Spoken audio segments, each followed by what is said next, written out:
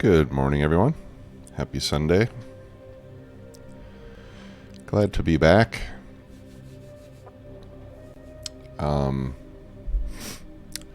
As many of you know, I was on vacation the week before last, so I missed a week's worth of streams there. And then I got back and I proceeded to get sick. So, like I streamed last Sunday, which was the day after I got back, and then by Monday I was feeling pretty lousy. So, at first I was worried that I had COVID, so I got a test, but that was negative. So I think it's just a flu that I've got. I'm mostly over it now. I still am a little bit stuffy, which you might be able to hear in my voice. Still have a bit of a sore throat. Hopefully it won't bother me too much during the stream. But we'll see. You know, if my voice starts to get a little rough, I might have to stop a little bit early today, but I will do the best that I can. So, glad to have you all back here. The bot that normally announces the stream on my Discord doesn't seem to be working, so I put in an announcement myself. And I think the regulars will be showing up here pretty soon. But in any case, let's get back into Krastorio 2. The goal right now is to build a train grid. That's what we were about to get into. We've cleared biters as best we could around the base, but you know the pollution continues to spread, so we can't be too lackadaisical about it. So let's find a nice open area and let's start designing a train grid. Now there are a few design questions we need to answer here as we start to put this together, right? So number one is, how big do we want the trains to be? And number two, how big should the grid be to work with those trains? And then after that, it's like, what type of junctions do you want to use on the grids? Right, so those are the main parameters that we have to work with here. So I'm thinking for K2, because we have access to advanced buildings and so forth, my memory of K2, the last time I played it, is that you can get more production with fewer buildings in K2 than you can in vanilla. Right, so my thinking is that we may be able to get away with a smaller... I'll just take all these. We may be able to get away with a smaller setup than we could in vanilla for a given output level. Right, so my initial thoughts are maybe we do like 1-2 trains. And by 1-2, what I mean is like one locomotive, 2 cargo wagons.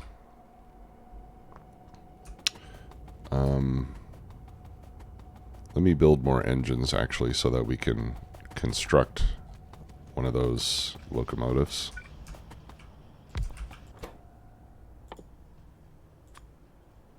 That way we'll be able to test our build.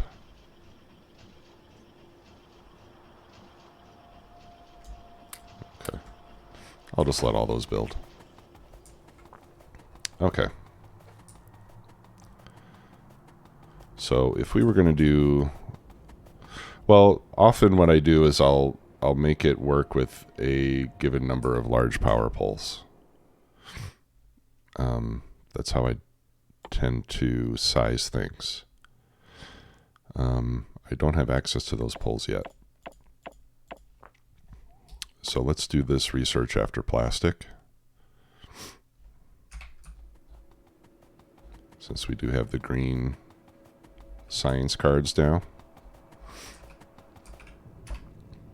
In the meantime, I do have a blueprint like this, which can kind of give us a size.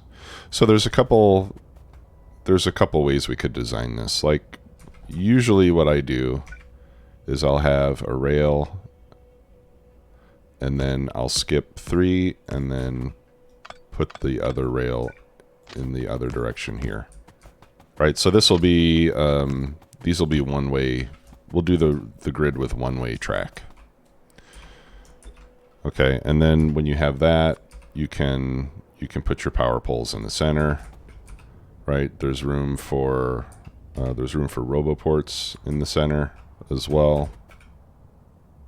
Right, so that makes it fairly easy to expand the base.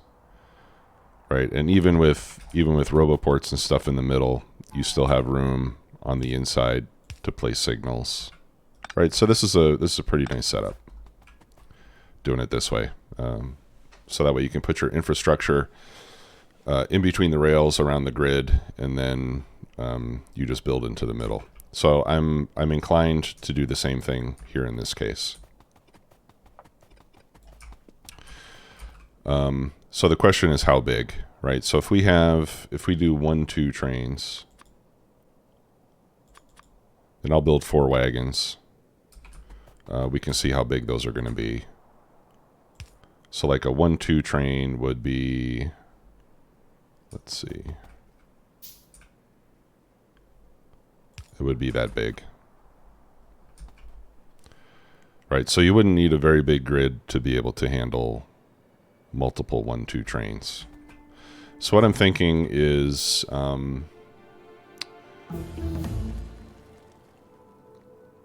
I'd like the standard grid to include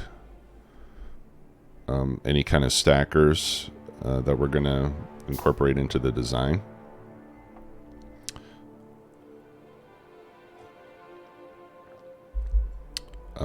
So that we don't, so that I don't have to reinvent or rebuild inbound and outbound stations every time. I just want to have it so I can just paste it and it's ready to go. The drawback of that is that I'll often be including train stations in grid sections that don't need them. But I'm not going to concern myself too much with wasted materials. I often do. Sorry, let me turn this. I want to turn this pollution cloud off.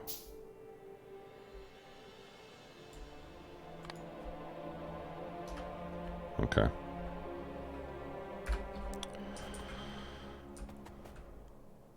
All right, so we're getting this research done. Let's just wait for that to finish. That way I can actually craft some power poles. That means I'm going to need some steel beams. Let's turn that off for now. Let's grab some of these engines.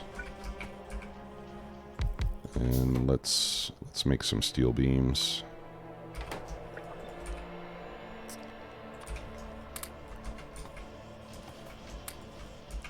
Okay, so I have enough to make a couple locomotives now. Or at least one of them.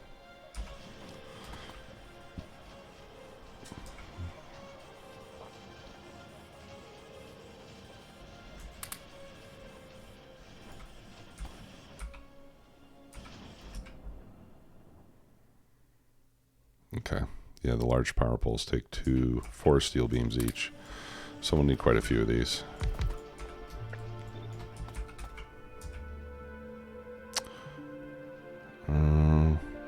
And if we're going to start building this grid now, I think we're really going to have to step up the steel production, right?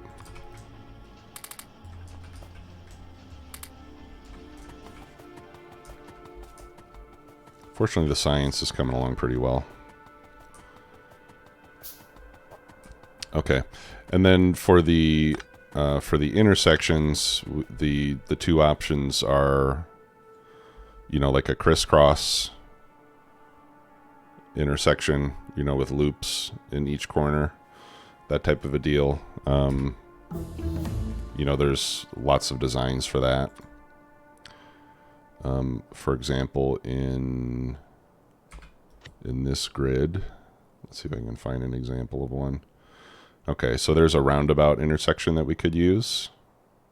And since I've already got a blueprint for that, that would be fairly easy. Let me see if I can find just the intersection.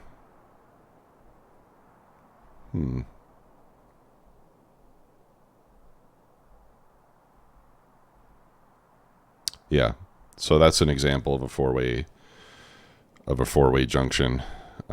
Using a crisscross type of a scenario. Now this one is asymmetrical, right? Meaning you can't. It's not the same rotated 90 degrees as it is in its original orientation, but it is the same if you rotate it 180 degrees. So it's got, what does that mean? It has 2 degrees of freedom. I don't know. Let's not get too technical about it. Anyway, on this one, you have to be careful in how it's flipped, right? That's the long and short of it. So basically, we could use. Where was it? Here it is. Yeah, the X. Okay, and that's what a T junction would look like, right? So we could use components of this. Now this is a really big grid. And I don't necessarily want to use this. This one is, let's see, 1, 2, 3, 4, 5, 6, 7, 8. This one is 9 power poles long on each side, which I think is too big. So we could maybe build something half that size using these components. That would make things easier. And then we could either use these four-way junctions like this, or we could use roundabout junctions. Now, the nice thing about roundabouts is they're very simple to build, right? They're pretty easy to understand. They are maybe not the most efficient. For example, the trains can't go straight across an intersection, right? Like they always have to kind of go around.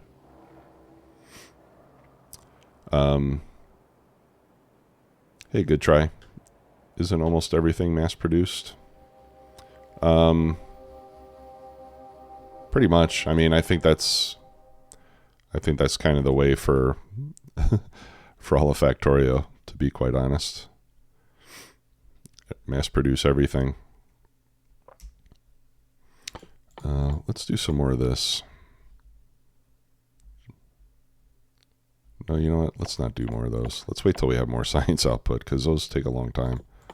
Let's just keep cranking through the tech. You know what? Let's do the lab speed first, and then the other ones.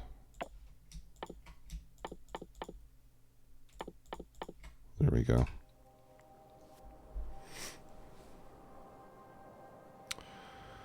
The mini mega base. I built everything on site.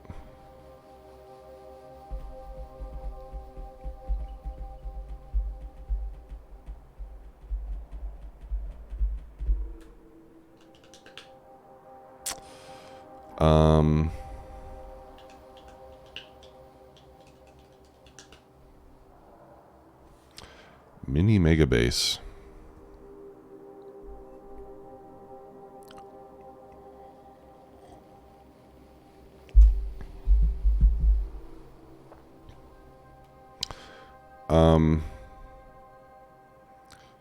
Do you mean the one that, like the 2500 science per minute base?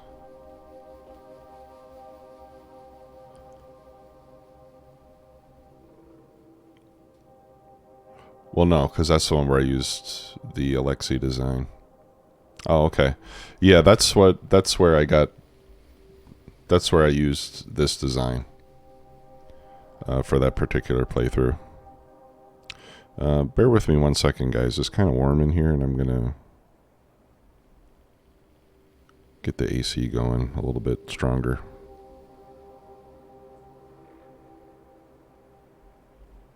Okay.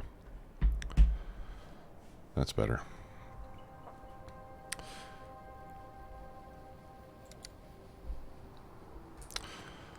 Okay. Yeah, so we were talking about intersections, right? Or junctions. Yeah, so the roundabouts are very simple, and I've done bases where I used roundabouts exclusively, um, and they worked fine. I think they don't really. I guess the main drawback with the roundabout is you can only get one train into the intersection at a time, or one train into the junction at a time. Whereas if you use something like this, because there are a lot more signals involved, you can actually have more than one train entering the junction at a time, depending on which direction it's going. Like, for example, if you had, in this one, if you had a train going south to north and another one north to south, they could both go through at the same time and pass each other. Whereas with the roundabout, you can't do that. If there's any train in there, all the other trains have to wait for it to get out before they can go in. So there's a slight efficiency hit, but it is easy to look at, and it's easy to build, and it's easy to understand how it works. Whereas with this type of thing, if you have a signaling problem, it's a little complicated. And this one uses 262 pieces of rail, and this one uses 140. So, now, if we're going to use small trains, though, they're going to be pretty fast. Well, will they? Yeah, they will be pretty fast. Like a 1-2 is going to be a lot faster than a 1-4, for example. So maybe let's do the roundabouts. The other nice thing about the roundabouts is they take up less space. Right? Like here you can see that the junction itself takes up most of the space between that center power pole and the ones on the ends, whereas this one, it takes up less than half of the distance. You use 2 4s on the roundabouts? Okay.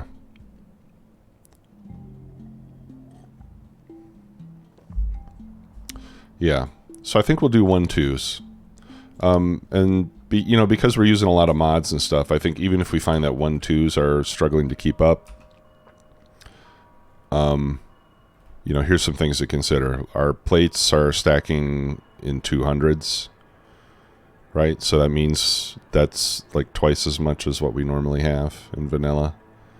So like if a 1-4 train was good for moving plates in vanilla, then a 1-2 train would be good for moving plates in this case, because stack sizes are bigger.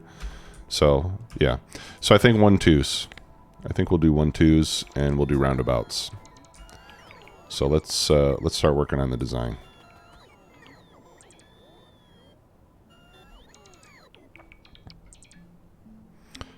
Okay, and I will use components from this. So let's make a copy of this.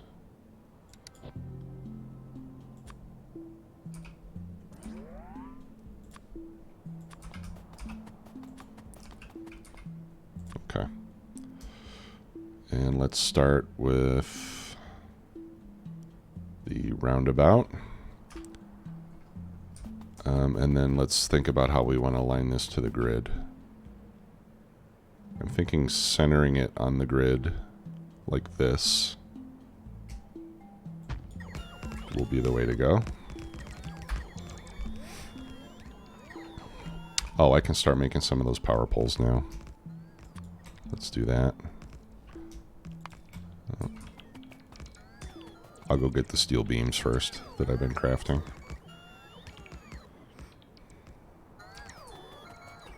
I wish these bots were faster.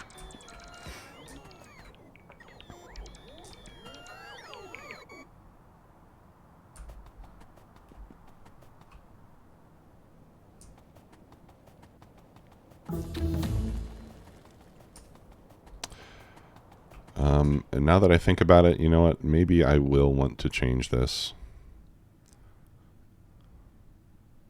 We'll see. Okay, so I have a lot of stuff. Okay, there's a lot of stuff gated behind silicon processing. I think I will do these these player upgrades now. Let's work on those. Okay.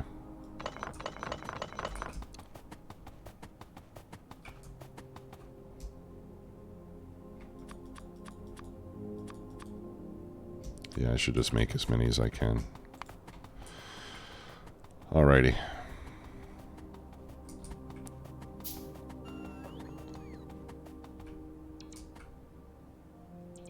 You know what we could do? Alright, yeah, let's get this built. And then I'm just going to turn the bots off. We don't necessarily have to build it. We just have to ghost it and design it. Okay. So, now let's get some straight sections to define how big it should be. I'm thinking, I've got something in mind, and I'm thinking we might, maybe I will want to change the junctions. And let me just make sure that this is actually a... Okay. Right, so you'll notice, well...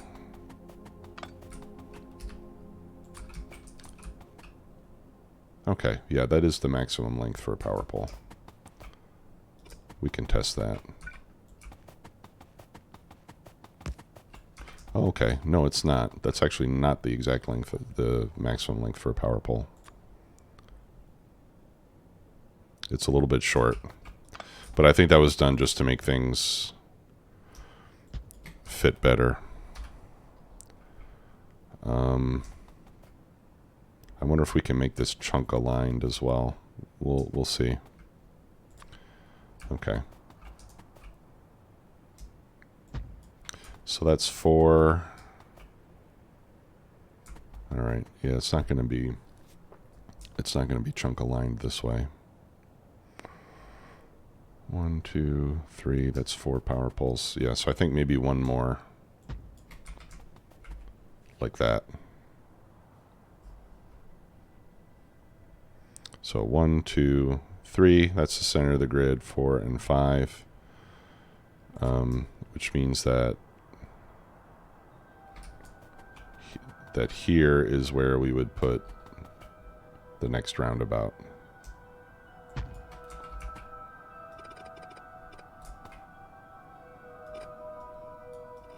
Here, let's just get rid of all that just to make sure this is clean.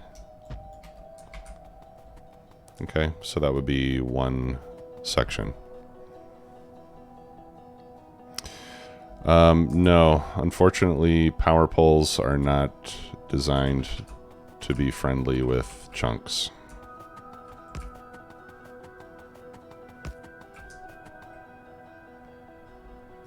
Did they change this?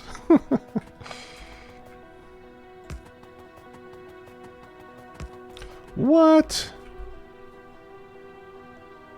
It didn't used to be like that, did it?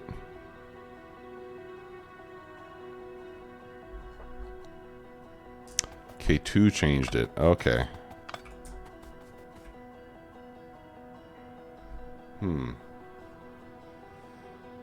Well, that's interesting.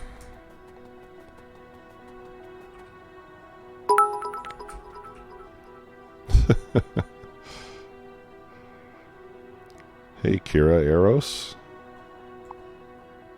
Thanks. I was unaware of this significant holiday.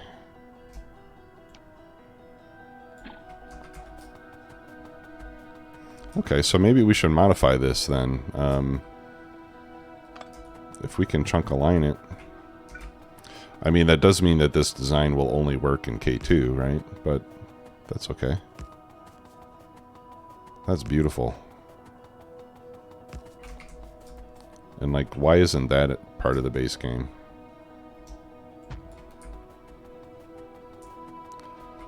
It doesn't really matter most of the time.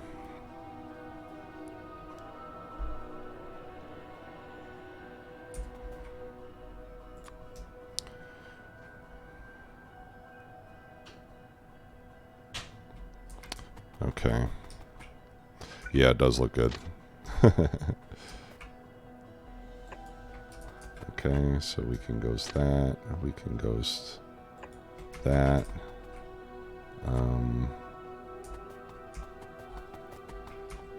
And then we'll just need to move. We'll need to move the signals.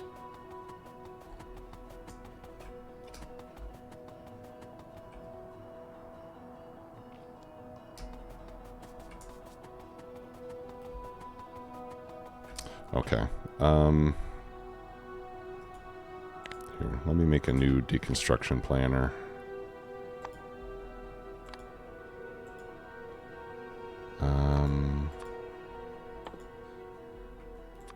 There. This way I can delete my ghosts. Okay, tell you what, let's pick all this up. Well, no. Alright, pot's back on. Whoops, I didn't want to do that. There we go. Alright, so let's rebuild this so that this works with the new power pole distance.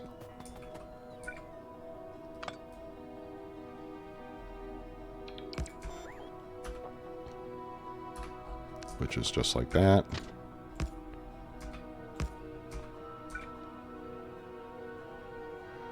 And this goes...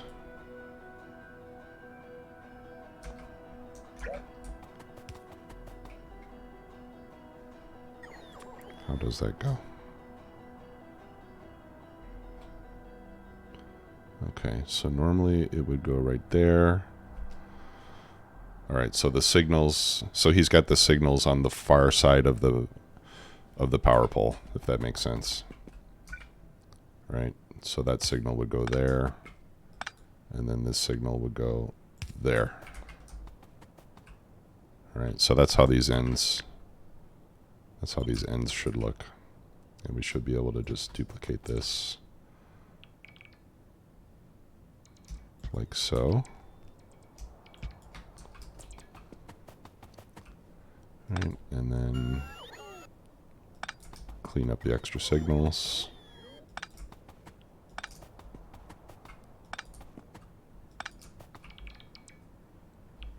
Okay, so that's the new roundabout. So let's copy that.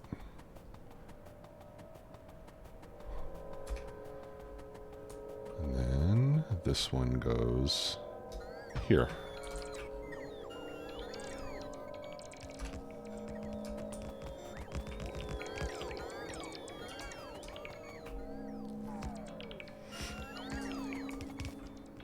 All right, so we'll get the grid laid out, and then we'll start working on the layout of the exits, entrances and exits.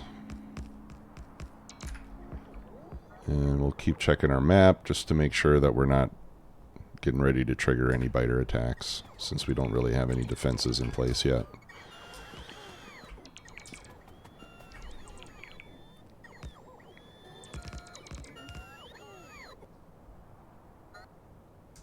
Okay. And then filling in the spaces in between. Right, we'll just do this to get our signals properly located.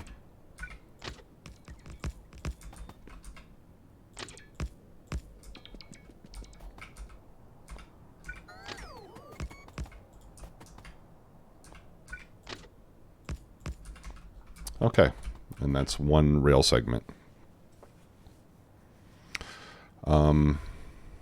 Now, let's see how we are going to fit in roboports.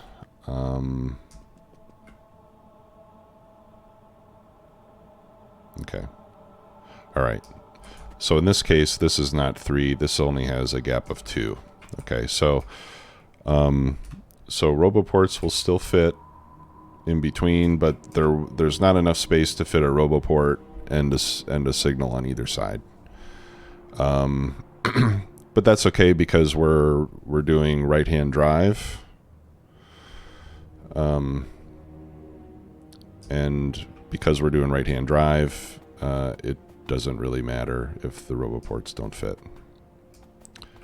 Or if you can't get roboports and signals, because we're rarely going to have signals on the inside of the tracks. But yeah, to your point, let's see if RoboPort range is any different, and it's not going to tell me.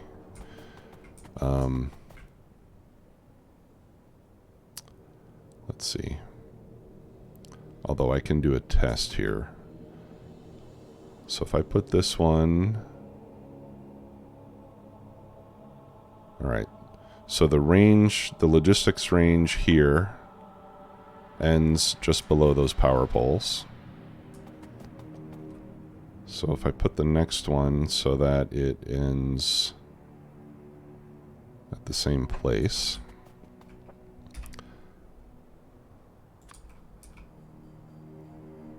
Okay. Yeah, so it looks like it's the same distance.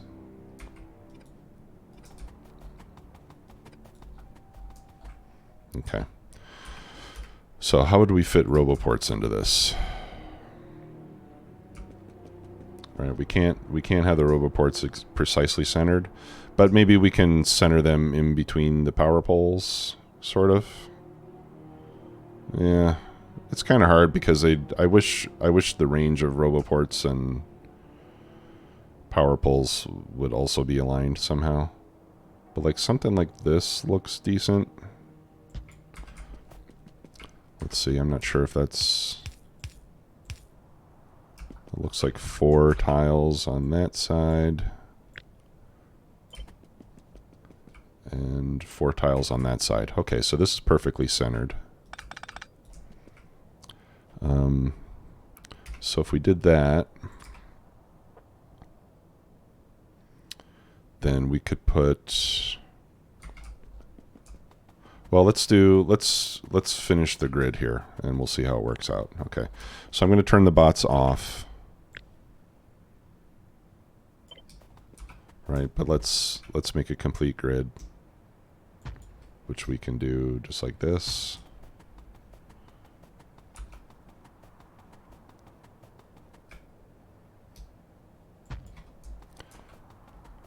This is actually a fairly large grid section. I was thinking maybe I would want to even smaller than this.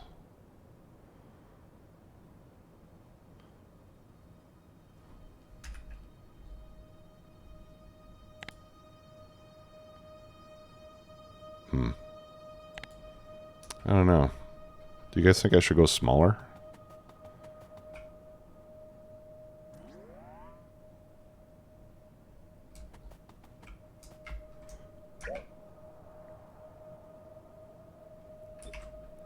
Like if I were to make this 1 power pole smaller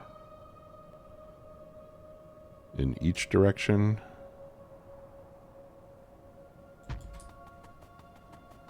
it would be like that. And that.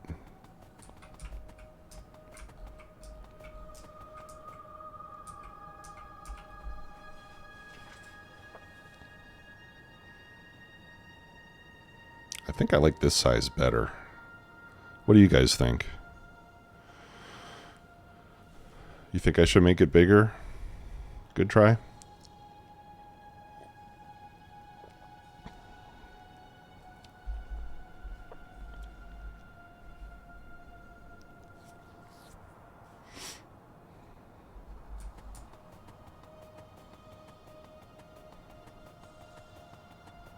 We got size 1 and size 2. Of course, I'm also going to be putting stations and stuff in here. So, yeah. Okay, yeah, I agree. Let's go bigger. Maybe we'll do 1-4 trains then, instead of 1-2s.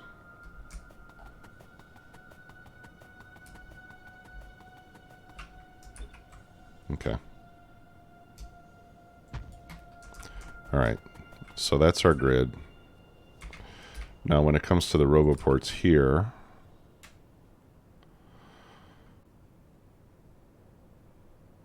right, so I guess the question then is where to place, well, I think, actually, you know what, I think these are going to be linked in the same network, right? I wish there was a way to get this to show the link distance.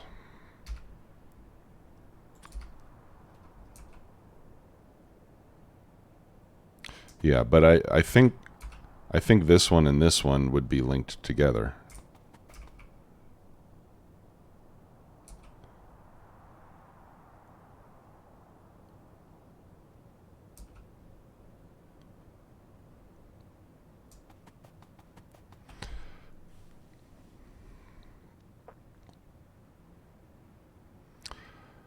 I'm not planning on... I mean, I'm not planning to use a lot of logistics bots on this base, except maybe in local instances. I think I get what you mean, Gillum. You mean like, you know, like this. We could do that. That's a lot of roboports.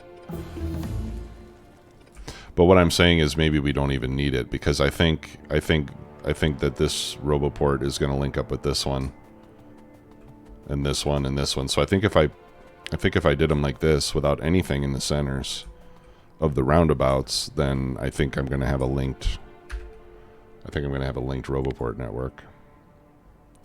Yeah, and unfortunately you can't see it. You can't see it on the map either because they're not real roboports yet. Oh, okay. Yeah, good point. Let's try that.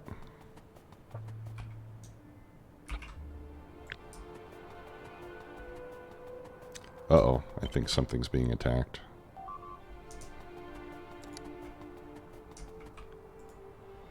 Yep. We're getting attacked, people.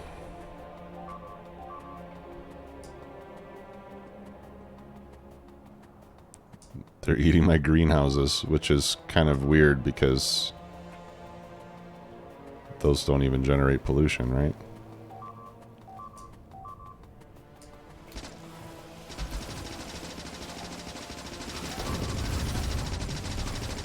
Oh, come on.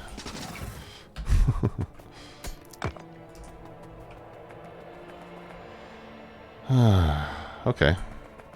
Well, that stinks.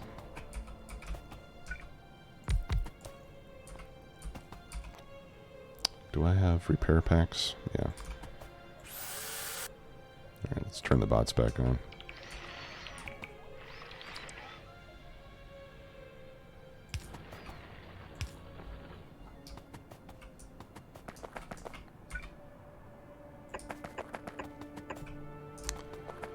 Alright, and we'll have to make more greenhouses.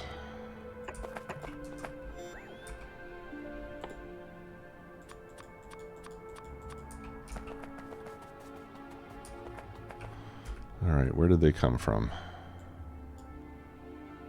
I'm guessing they came from this direction. Is that a valid guess? I think so. They might have come from over here somewhere.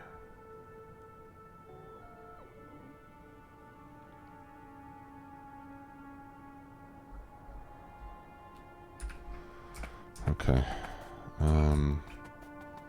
Let me just put a couple turrets right here.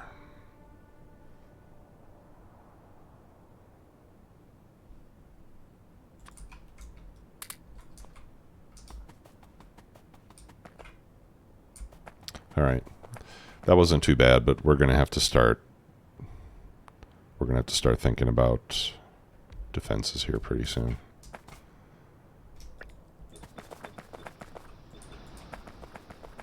All right.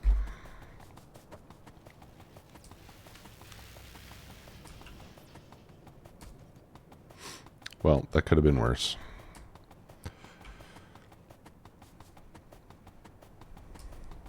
All right, so let's try this again. Oh, no. I don't want you to build it. We're just making sketches here. Okay.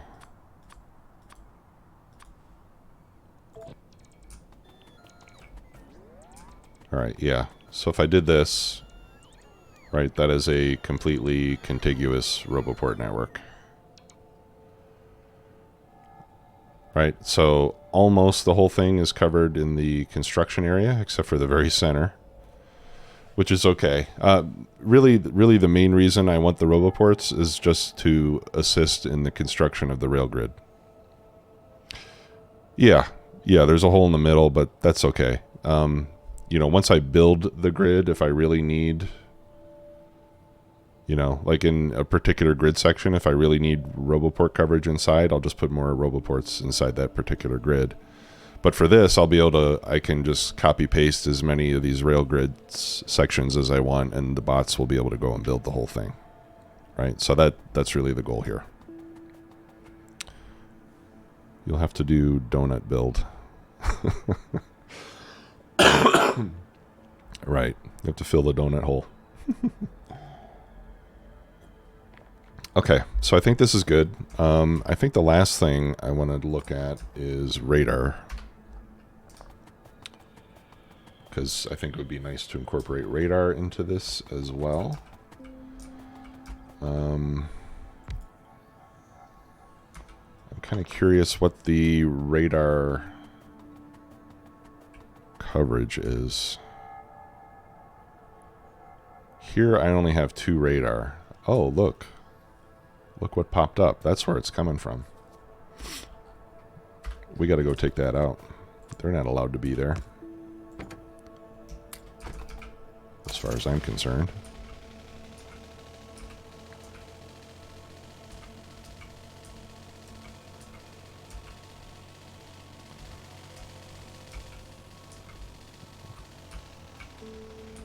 This is biter expansion here. Yeah, and the last time I streamed, I couldn't remember if I had biter expansion turned on, but I do. Alright, so I'll get out my rifle.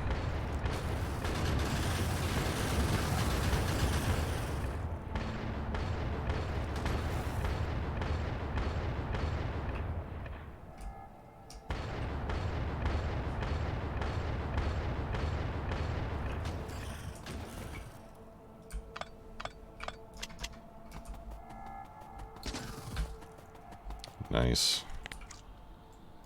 And then we'll dig up all this juicy biomass. Alright. Those guys are sneaky. Yeah, Gillum. Yeah, that's it's called biomass, and it's used in recipes later. You can make it as well later on in the game. But that's used to make biter research data. You can make fertilizer, first aid kits. That's nice. Pollution filters, biolabs. Yeah, so anyway. Yeah, it's just a K2 thing. I don't know if you guys remember, but like in the old days of Factorio, there used to be you used to get, I forget even what they called it.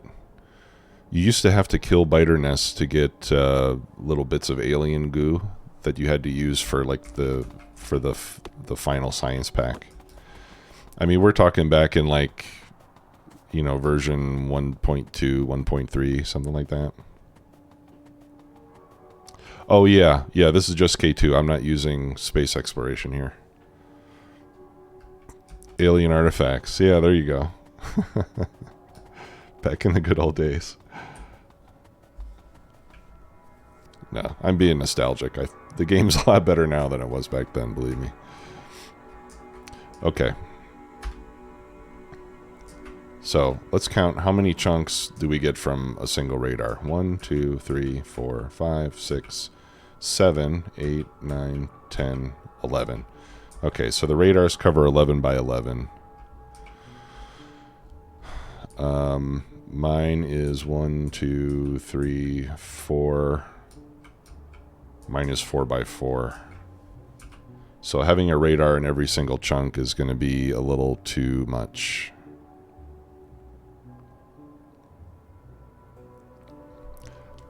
So ideally I would want a radar like every 2x2 block. Yeah, so I won't include radar in the grid design, which is kind of a pain. I'll have to just add them manually later. It would be nice if there was like a lower power radar that we could use, because each one of these takes a megawatt. I don't want to spam them everywhere. Okay, now speaking of that, 1, 2, 3, 4, 5, 6, 7, 8, 9, 10, 11. Yeah, speaking of that, I should be able to get my whole starter base covered by a single radar rather than two. So let's pick up the radar that we've got, or radars. Is the plural of radar radars, or is it just radar?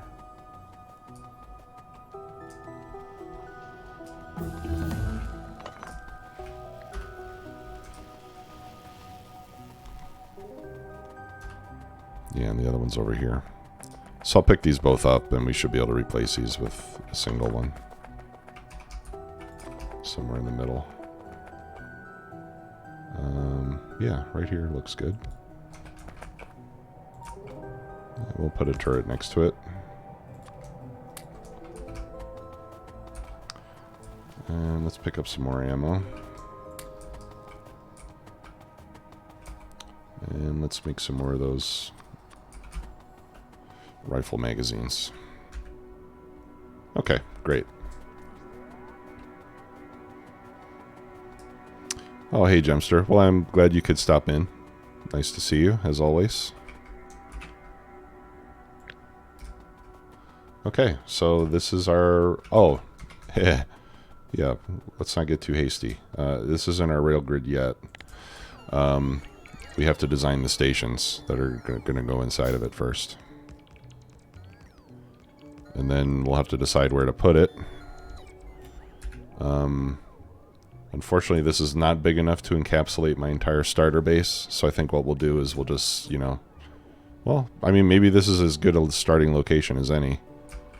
And we could just start building to the right and down, and to the left and down. And we get what we get.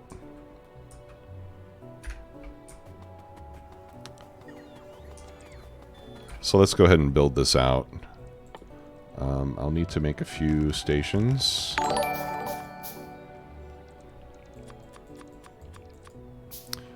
Slid Homes, thanks for the follow. Appreciate that. And yeah, we're looking at... I think we're going to do 1-4 trains. Alright, thanks, Gillum.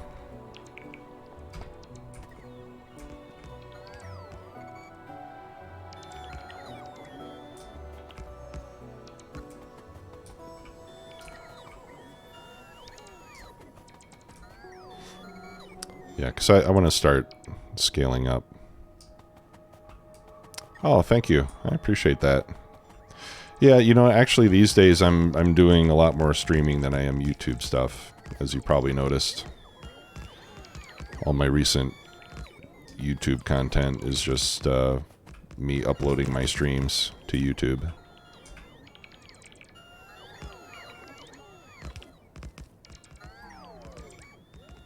I don't know if I mean, there might be a time that I go back to just making YouTube videos by myself, but doing streams is pretty fun. I like the interaction.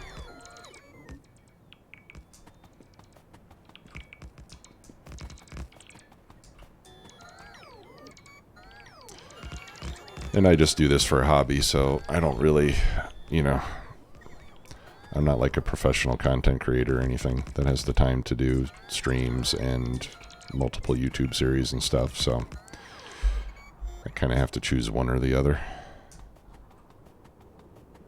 Okay, now let's clear everything inside.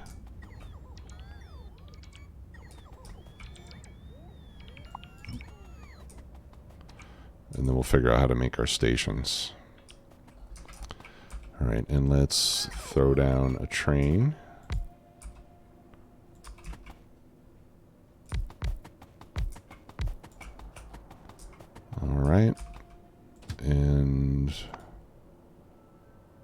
Oh, okay. And this can actually burn coal.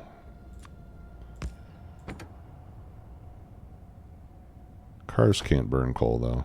All right. Well, it's good to know that you can still use cheap fuel in the trains. Okay. Now, if I wanted to come back down this way, I just go around the roundabout, and there we go.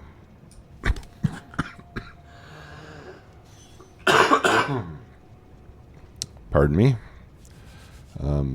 I'm still getting over the flu, guys. I talked about it when I started the stream, but mostly you weren't here yet. But I've been dealing with the flu all week, which is why I couldn't stream this past Wednesday. I'm mostly over it now, but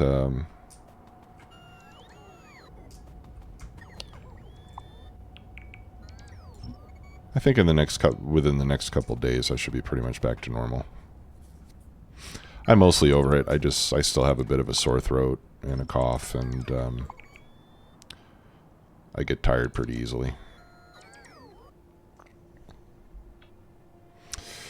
No, their family's doing good, and thanks for asking, by the way. Yeah, actually, my wife got it from me, unfortunately, but it hasn't affected her as bad as it did me. So she's, even though she got it later than me, she's in about the same condition as I am. Which is to say, not too bad, just minor aches and pains and stuff. So she's doing all right. Okay, now one thing we could do for the stations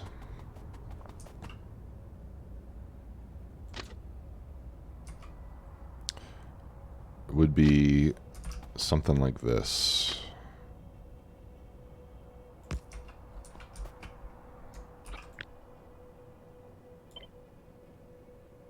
Yeah, we can't make that any closer because of this.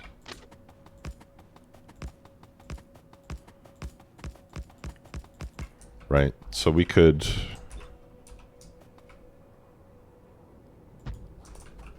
You could like have this surround the whole grid with something like this on all four sides. Whoops. And then you can put your stations here. And then and then in the case of like 1-4 trains like we have here, let's see, 1, 2, 3, 4, 5. Right, you could do something like that, and then you could even have like multiple stations in line, or you could have a single station and then let's see, 1, 2, 3, 4. 1, 2, 3, 4, 5. I think that's the right spot. Yeah.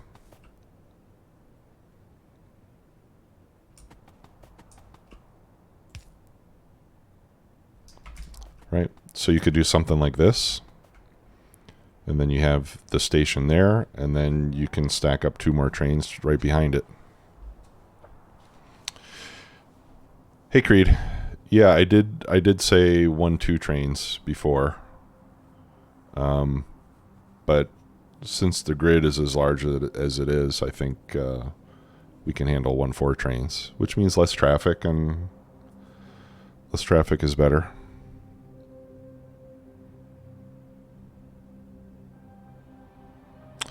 Yeah, that's true. Yeah, you could even split this into smaller sections. All right. Now this, though, I think this would this work? This wouldn't work on all 4 sides, though, would it?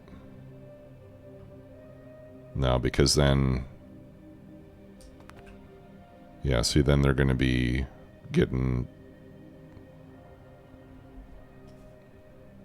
They would potentially be getting in each other's way. I mean, we could signal that to work. Well, anyway. This is option 1.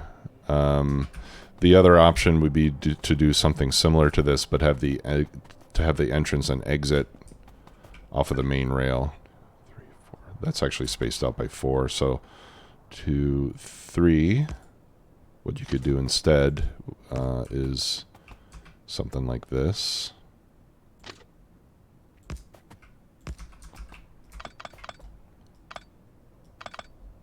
Ah, it always does that.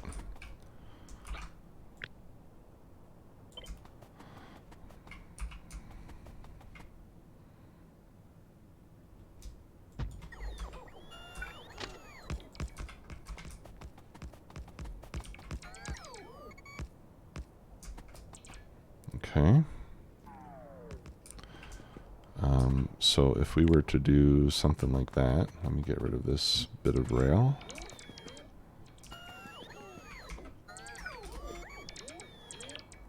Then we could put the station right there, for example.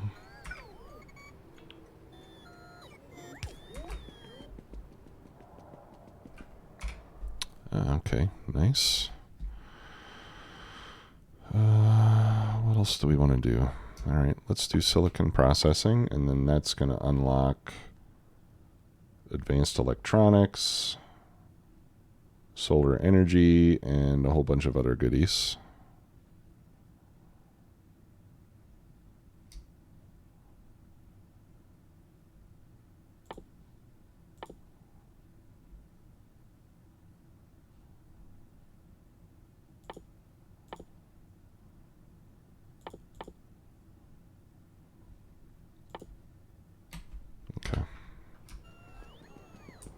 All right, so I'm kind of pounding through this research faster than I'm ever going to use it. And then we could put one there.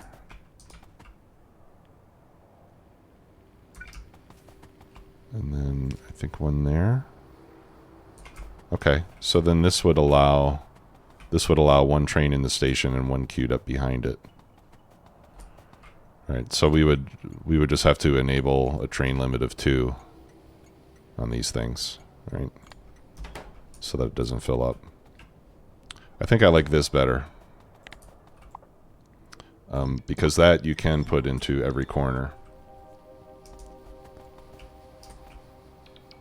And they won't bump into each other.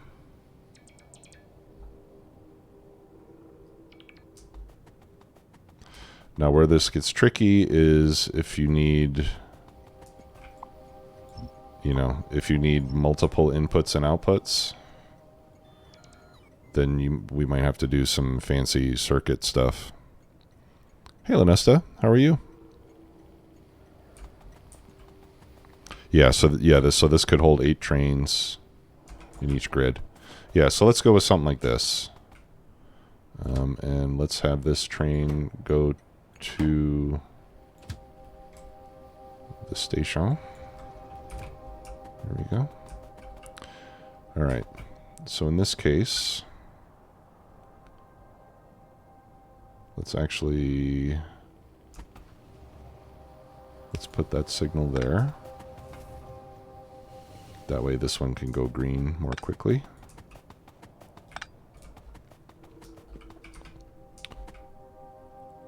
Right, and we can see that this one is red, so the next train would stop just behind it.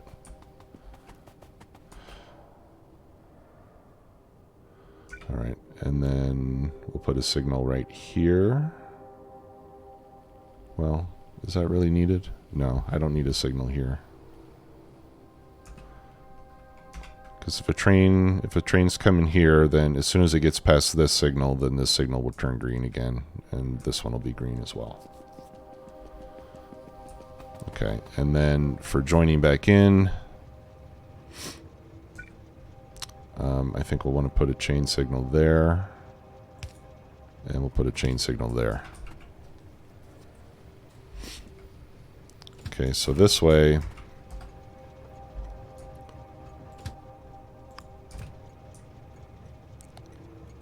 right, once I go in here, this is red, these signals are still green.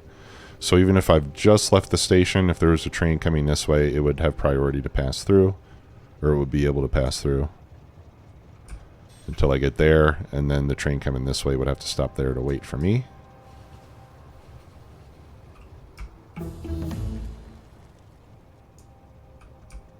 Right, until I get all the way out of the roundabout, and then these signals all go green.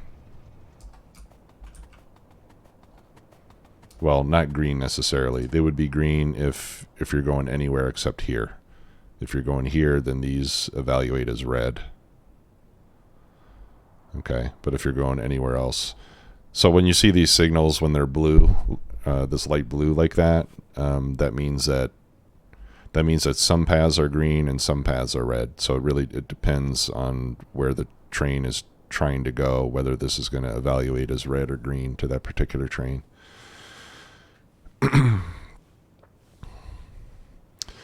Hey, we're doing a lot better, Lanesta. Thanks. Yeah, I was feeling pretty lousy this past week, but I'm almost back to normal now. Yeah, thanks for asking. It really sucks being sick, man. Not fun at all. Okay, so let's now copy this, and we'll copy this onto every other place. You know what? Let me copy. I'll copy a larger chunk of it just to make sure we get everything lined up exactly the same on each side. And then our grid design is done, pretty much.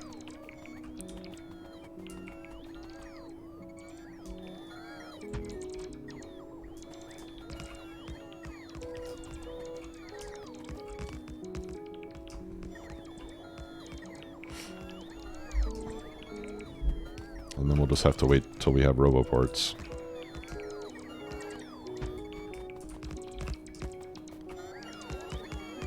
Which I guess will be the next thing that we'll want to rush towards, right? Let's see what we need for... What do we need for robotics? Particularly construction bots. Ugh. All right, we got a ways to go. But let's focus on that technology. Steel fluid tanks. Okay, yeah, we don't need that so much. All right, so we're going to want advanced electronics, chemical,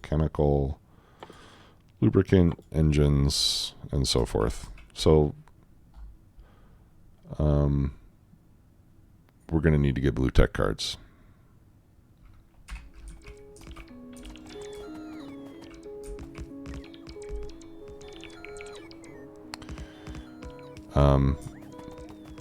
So what I'm thinking that we can do now that we have this grid design, is I think we should start to rebuild the entire starter base.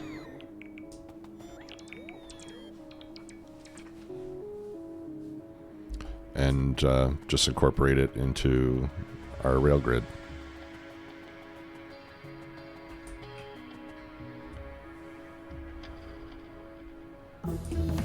Yeah, I hope so. I hope it does. But yeah, this is... Let me get to the center here. But yeah, behold the rail grid. Right, so that's it.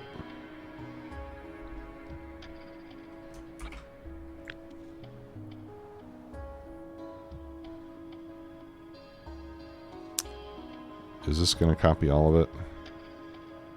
This doesn't copy anything it can't see, does it? Let's throw down a radar. Yeah.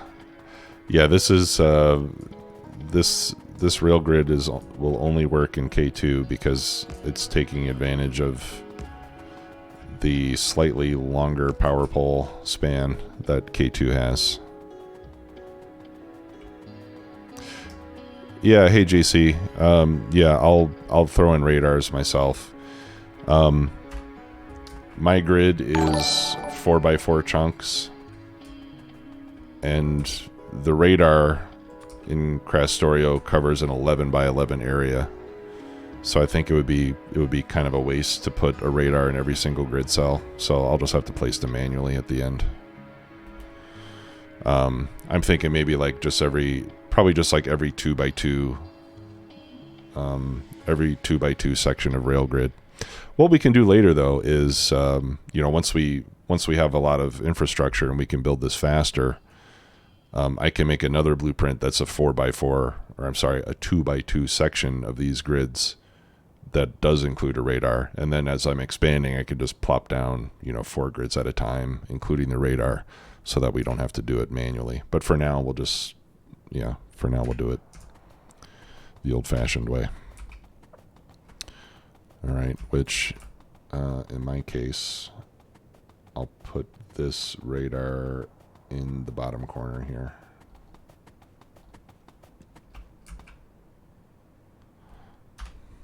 Yeah, I'll put it right here.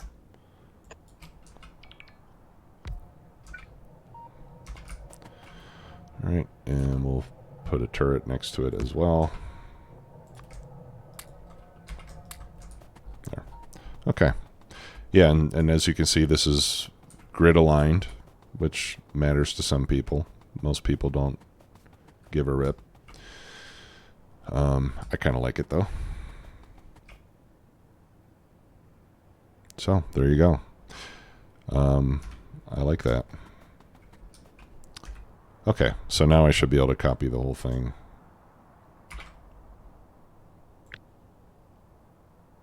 And hopefully not miss any bits and pieces because I can't see them. All right, so don't include the trains.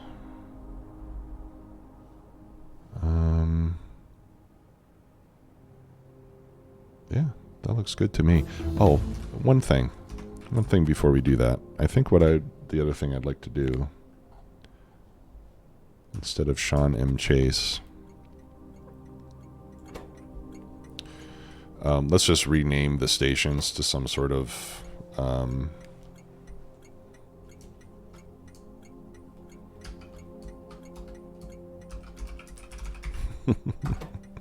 there we go. Undefined. That way it'll be easy to see which train stations have been set up and which ones haven't.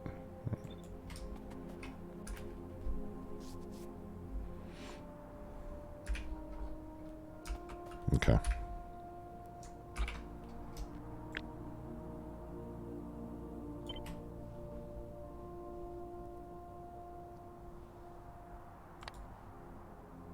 Oh, and I don't want the radar or the turret.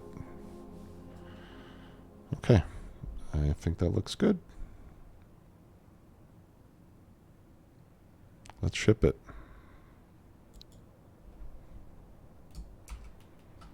Okay, so we'll call this K2 Rail Grid.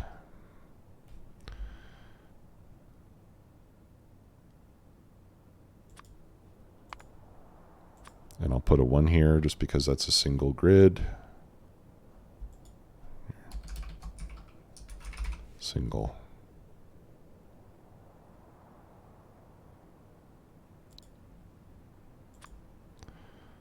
And it's for Krastorio 2.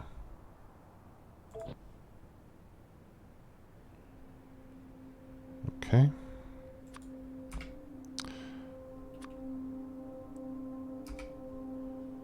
One more thing. We want it to snap to grid. And this is 4x4, right? So that is 128. No. Is it one? Yeah, 128 by 128.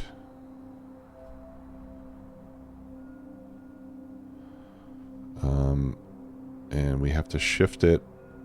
What was it before? 196?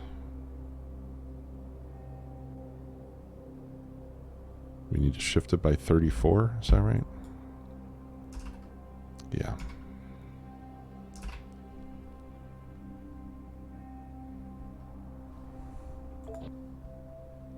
Okay. Oh. Okay. So the Y is correct. The X, we have to go the other direction. Let's make that minus. Is that right?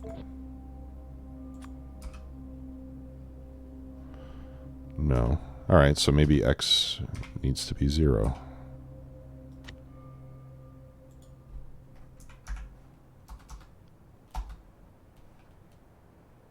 Or... no, I want it to shift over.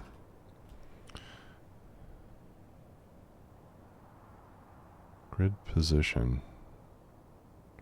Now, why do I have 2 X's and Y's here?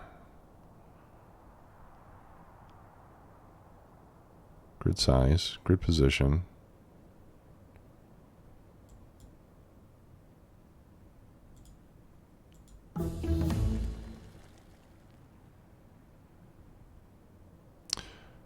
Okay, so 34, 34, and then this, I think, has to be minus 34.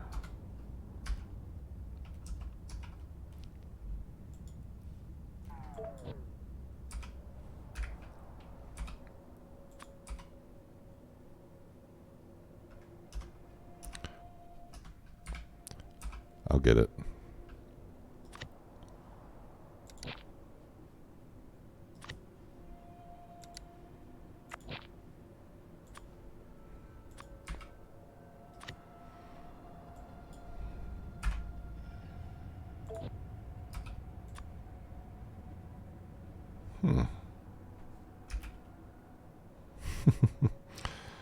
Okay, so it's not minus 34, it's minus 36.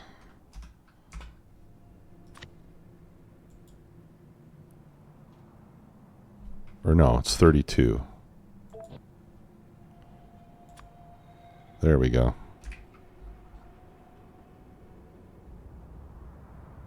Okay, so this is where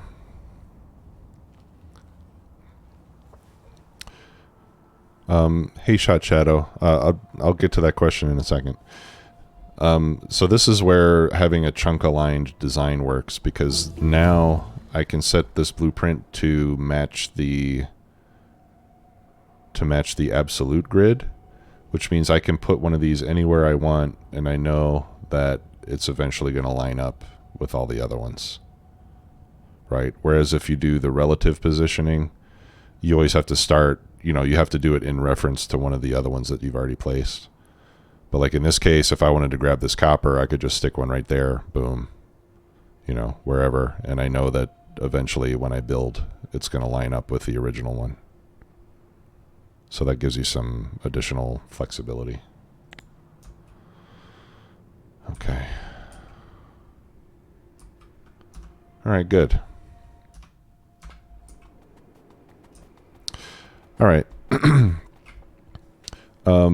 Yeah, so you talked about the need for stackers.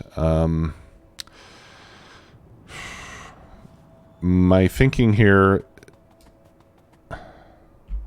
I'm thinking no. I'm thinking no stackers.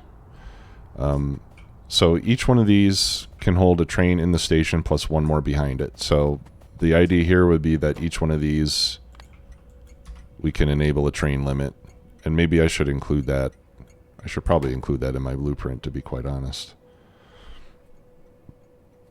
I don't know if you can update a blueprint to do that. I don't think you can.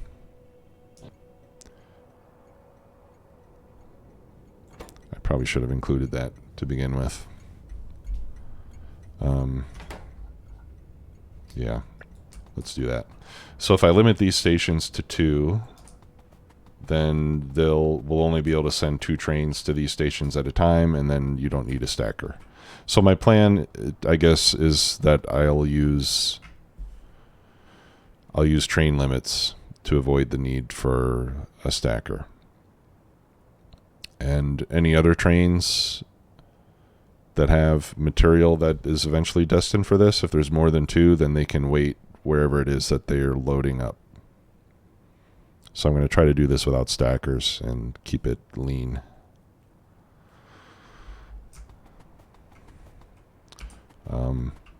But if we might have specific instances where we do need a stacker, and if that's the case, I'll just build another grid, put a stacker inside of it, and we can handle that on a case-by-case basis. But I'm not planning to incorporate stackers, as part of the basic design.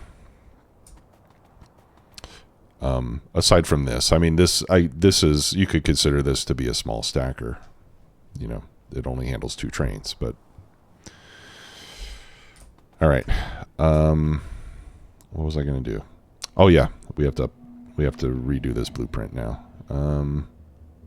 Select new contents. Yeah. So I think you can update the blueprint by doing that, right?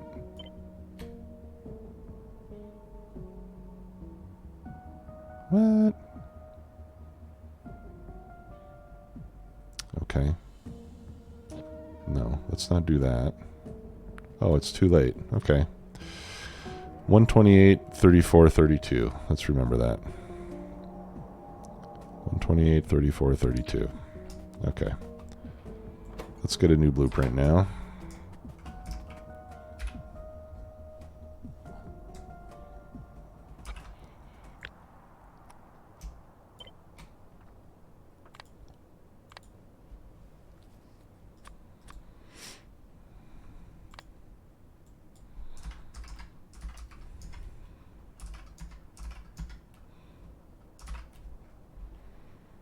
Okay, and this was a 1, and a K, and a 2, and we called this K2 rail grid 14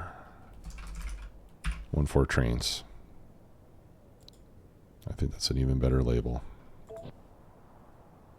Okay. Beautiful. Okay, good to go. So let's do this. I'm going to drive around the perimeter of the base. The perimeter of the base. I think I said that right. Or not the perimeter of the base. I'm going to drive around the perimeter of my pollution cloud just to make sure there's no biter expansion. We'll take out a few of the nests that are close by to make sure we're not getting attacked anytime soon. And then I'm going to take a short break. And then we'll come back and we'll start planning how we can rebuild our starter base, or basically rebuild what we've built up so far in a larger fashion. All right, I should probably start crafting some repair packs. And let's put those in the toolbar somewhere. Okay. All right, so from here I can go northeast.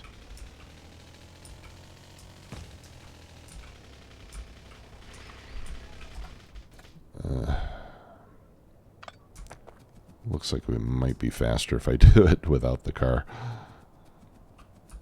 I'm actually walking pretty fast these days. I could even fit in another exoskeleton into this if I could make one.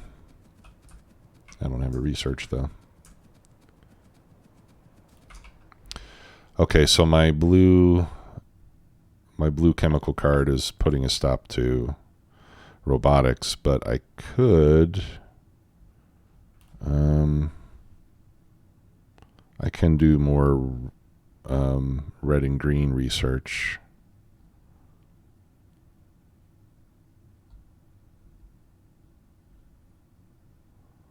Should we do more movement speed?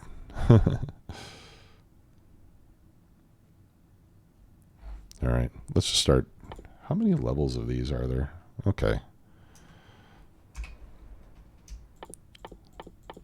There's a lot of levels of research. Yeah, so I'll just start knocking off these.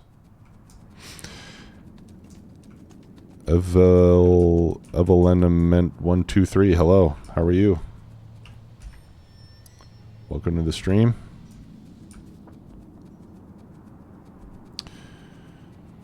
All right, so we're just taking a run around the base to look for any biter expansion that may be an immediate threat. because I'm getting ready to take a 5-minute break, and I'm afraid to walk away for 5 minutes with possible attacks coming in.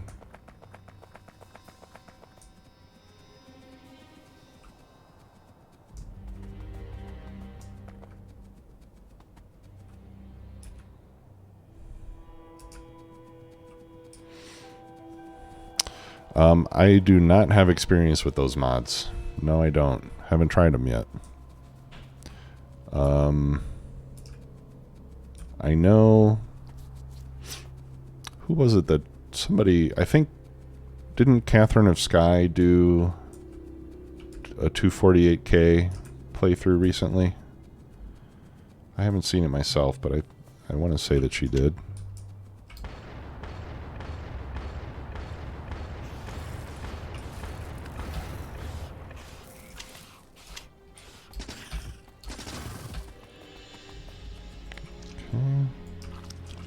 Take out that pesky little one. Okay, everything looks clear so far. Yeah, we'll take out this nest over here to the southeast.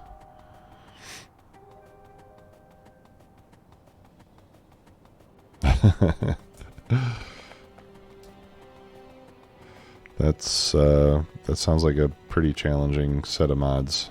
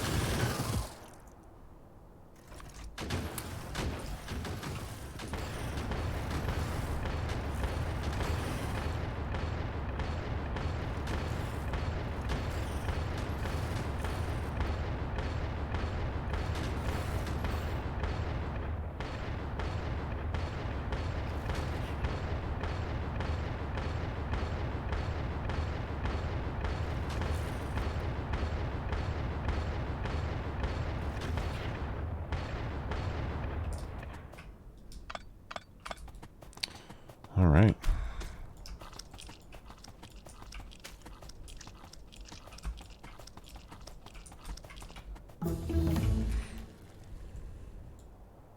Okay. I think we're clear.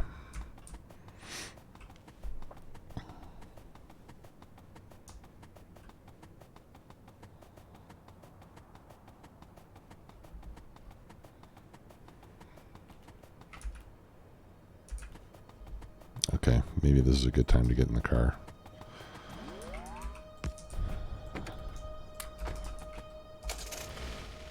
I hate the car because I just end up crashing into everything. Can't seem to go anywhere without practically destroying it.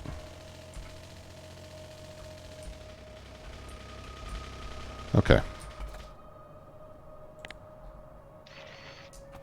All right, guys. So I'm going to pause here for a few minutes. I'm going to take a short break. I'll be back in about 5. Okay? Be right back.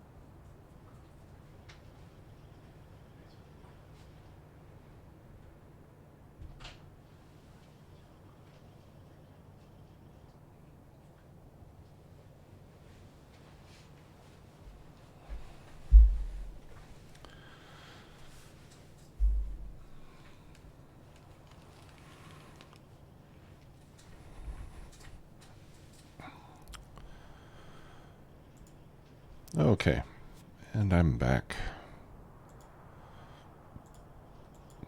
Thanks for waiting, everybody. Pardon me one sec. Oh, I don't want that camera frame turned on anymore. There we go. Thanks, Alnesta.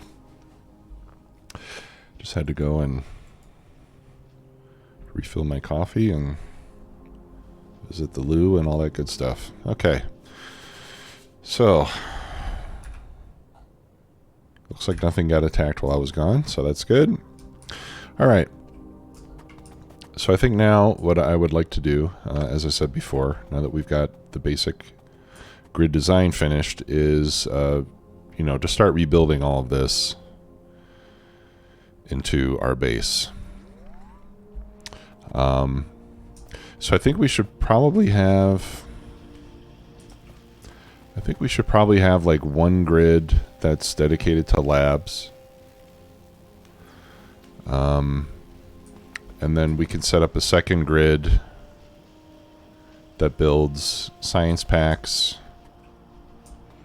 And then a third grid for like a mall. I think those are kind of like the three parts that I would like to get going right away. And then we'll just have to, we'll have to set up some infrastructure to do the mining and to feed those things in to it. But I think by doing that, it'll be a good way to, to slowly expand the base. Like for example, having a single grid with labs in it, it seems excessive now, but I know that later on it's going to be fine. Hey, else, I can't say your name, but hi. Welcome. Glad you can make it.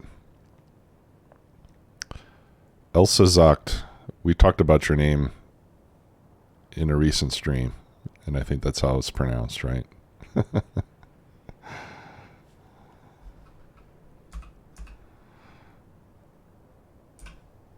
Okay. Yeah, so let's do that. It's going to be a bit of work at the beginning because my bots are slow and I don't have many of them. Actually, I'm 8 short.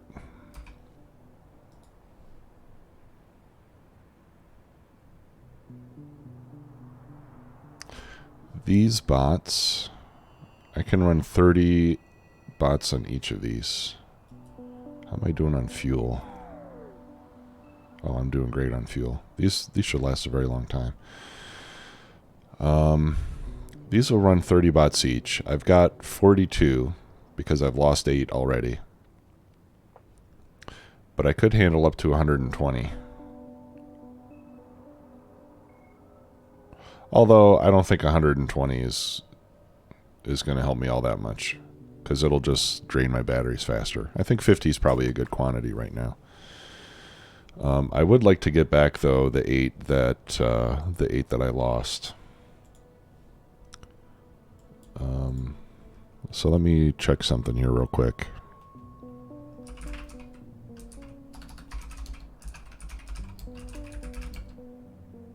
You know what? Let's not cheat. I was just gonna look up a console command that I could just give myself 8 more bots, but yeah, let's not do that. Let's play it like squares. Okay. Yeah, so let's put another grid to the right of us. Or the left of us. Right, left. It's hard to keep track. Okay, I'm going to need more power poles. Let's start making those. I'll probably need to get more rail. I've got plenty of signals. All right, so we'll have one for labs, and then we can have one for making the science packs. That's what these 2 can be. And then we'll just have to figure out how to feed them with materials. which means we'll need to build a few grids for smelting and a few grids for mining. So we're probably going to need to build about 10 or so grid sections to reproduce the functionality that we currently have with our starter base. And in the meantime, we'll just keep doing as much research as we possibly can. Although now that I think about it,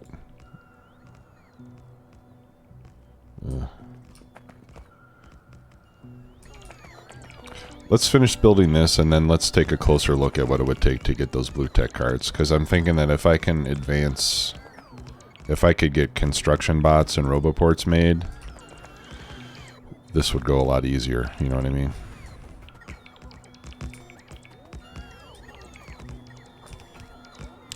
I guess building 10 of these grids with our current level of technology is not going to be terrible. It'll take a little while, but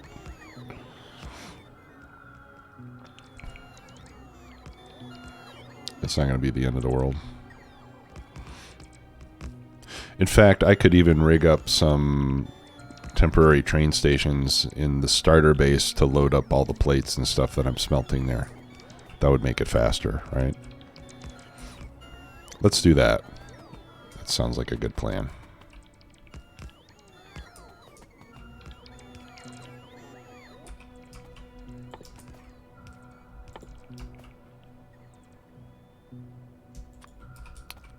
Yeah, I think these power poles are going to be a limiting factor for me.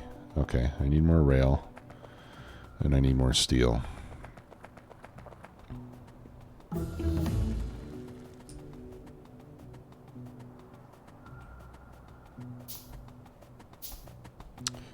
Alright, so let's grab some... Am I making steel beams for storage? I am not.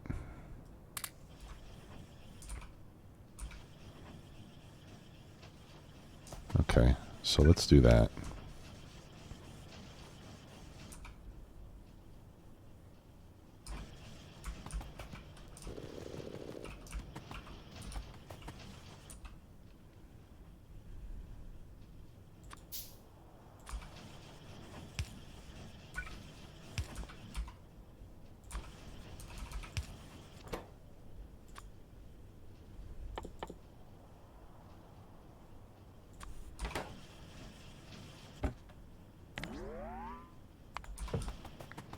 Alright, so we'll start collecting some of these steel beams to make more power poles with.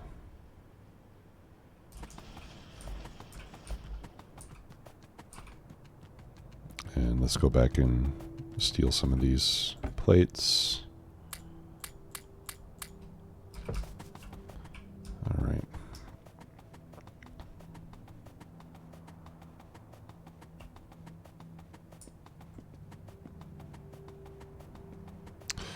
Okay. So let me think about this for a minute.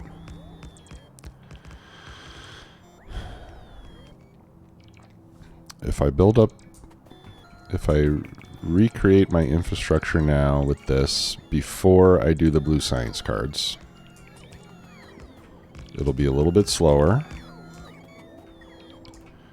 but I'll be able to do red and green science, basic red and green science cards at a higher rate of production, probably. But then building additional infrastructure is still going to be taking me a long time.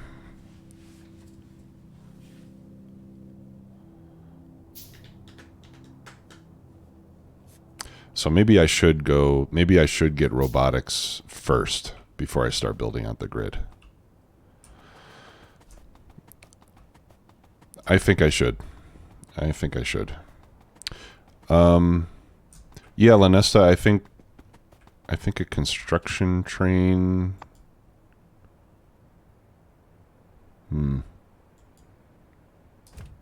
Well, again, I need robots. A construction train would probably be a good idea. Although I am going to have this global roboport network, so maybe I don't really need that. I don't know. I don't know yet. All right, so here's what we'll do. We're going to go to blue science cards first.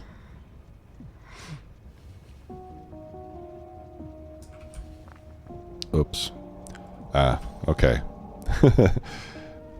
So this reminds me of something I don't like about roundabouts. It's not very friendly for manual driving of your train. Because every junction, you have to steer through every single junction. Otherwise, who knows where you're going to go. All right. Yeah, so let's get the blue tech cards done.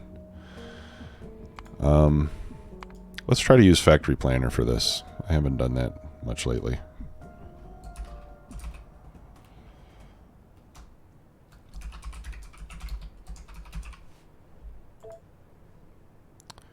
Add a product. Okay. So my product is going to be blue tech cards. Amount, I want 45 per minute.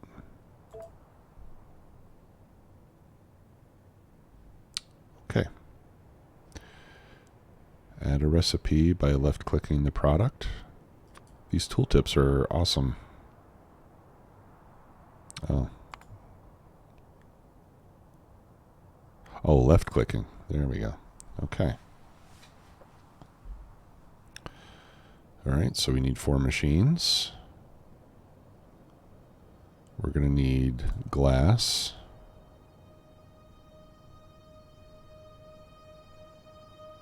Okay, that's the only recipe we've got.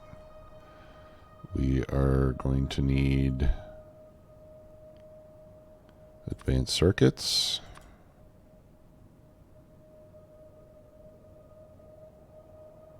Now this is telling me 3 assembly machine 1s and 4 assembly machine 2s. That's interesting. I wonder if that is... I wonder if that's just because of the ratios.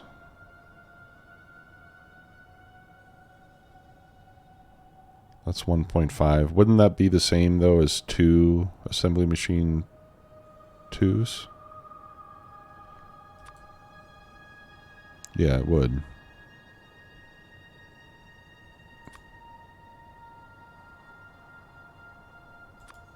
Okay. Well, you know what? Let's just go with what it recommends me for now.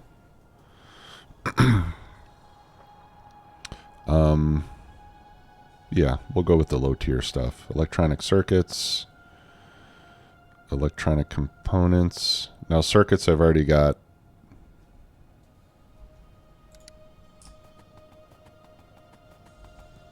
No, I don't have. I'm not busing them just yet. Okay, so we'll have to plan that out too. What do electronic components take?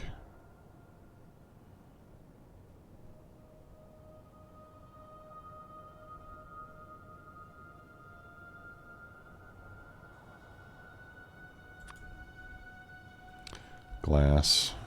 All right, yeah, there's more glass. So let's remove the glass for now.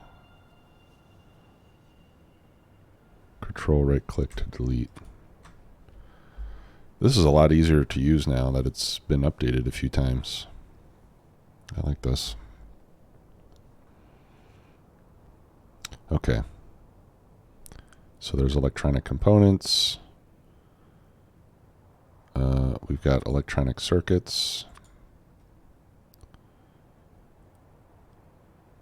And I think that's good for now.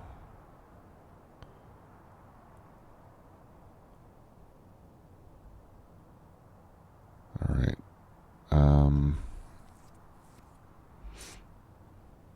How do I get silicon from quartz?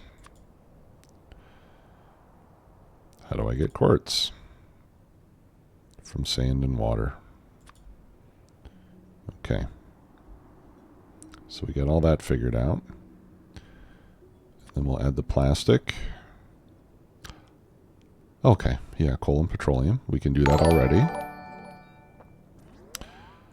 Hey, Jim, how are you? Good to see you.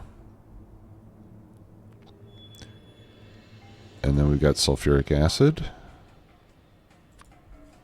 which takes sulfur. And the sulfur takes water and petroleum, just like the plastic does.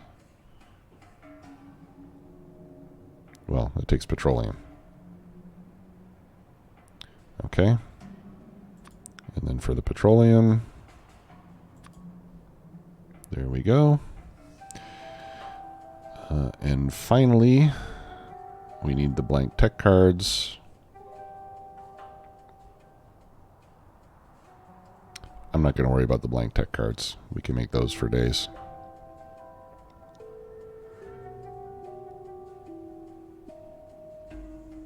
Okay. I think we should just, whoops. I think we should change all of our base. Let's change all of these to assembly 2s.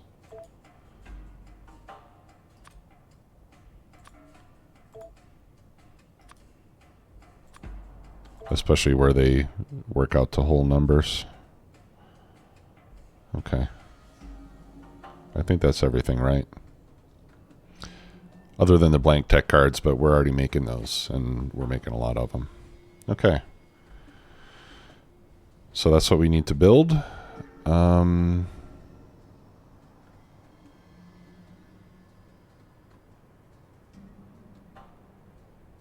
I pin this?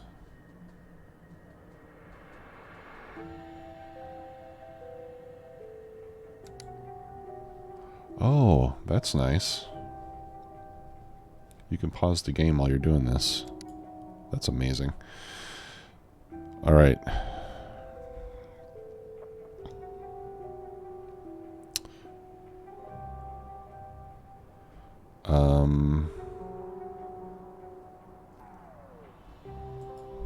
Yeah, I think that's it. I just...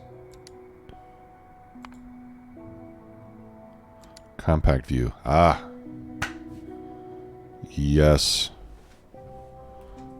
I am feeling better, Jim. Thanks a lot. I appreciate it. Yeah, almost back to normal. Okay. So that is our build. Let's start with the refinery. Okay, now we've already been doing a little bit of refining to get some fuel for my car. Yeah, I think we're done with that. Oh, looks like my turret got into it over here. So let's go ahead and we'll just pick up all this stuff.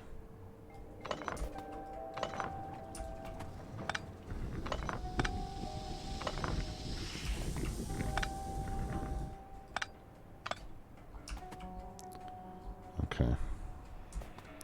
Oh, how much oil am I going to need? I'm going to need 2,000 a minute. This one is giving me 91 per second. That should be more than enough. Yeah, that's almost 5,500 a minute. Okay, do I have another storage tank? Yes, I do. Okay. Yeah, and I've already got a decent amount of petroleum here. So, all right. So let's put this in a tank. And I'll put a turret here. Do I have any walls? I do have walls. Oh yeah, here they are. Yeah, and let's wall this in. Get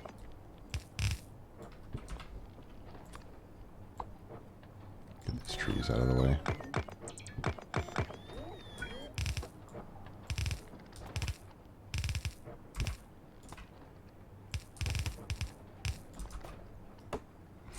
There. And this way we'll be able to build the refinery closer to the base so we can keep an eye on it. Okay. And then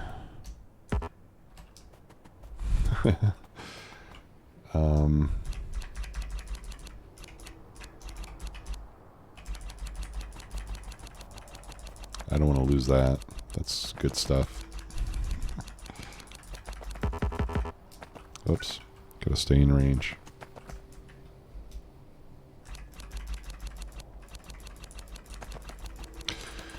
Just moving a big tank full of petroleum. Let's see this kind of thing every day, folks. Okay.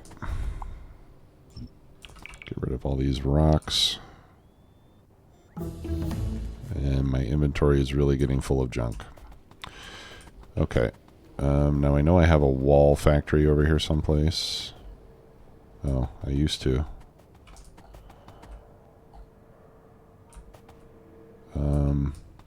Yeah, I want to get rid of all this stone. There. Okay, that got rid of a lot of stuff. Alrighty. Oh, that moving around, that's from the Picker Dollies mod. You hover over an item, you hold the shift key, and then you can use your arrow keys to move it around without picking it up. All right, so I need 2 refineries. I've got one, so let's make another one. Okay, and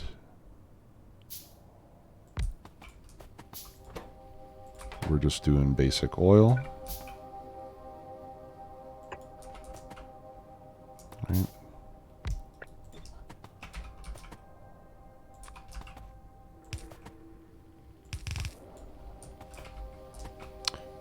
Yeah, let's do an underground.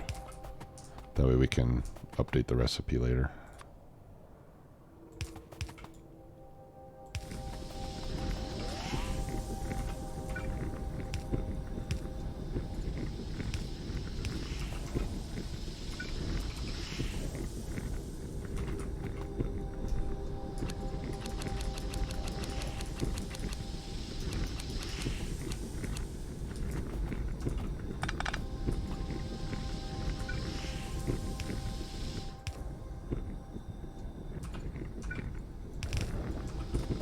There. Okay, so that part is done. And then from there we can do the sulfur and the sulfuric acid. Okay, so for the sulfur I need 1 chemical plant, which I already have.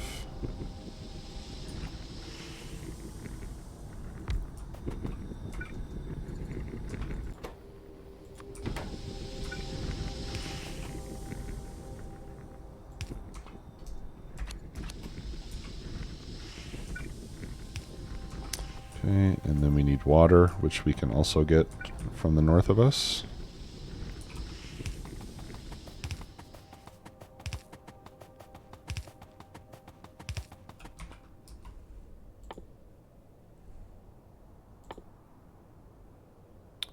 Offshore pump. Offshore pump, there we go. And we'll need a wind turbine to run it.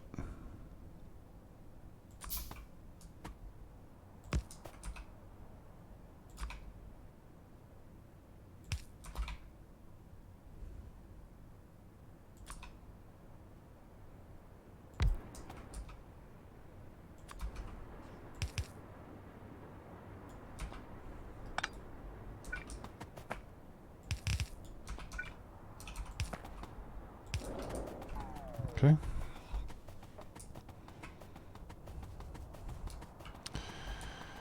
And we're going to need iron plate.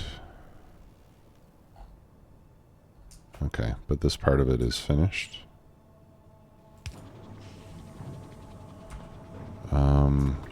Oh, you know what? We're going to need more water. So, yeah, let's not put the power pole there. Let's put it here, and then let's do that.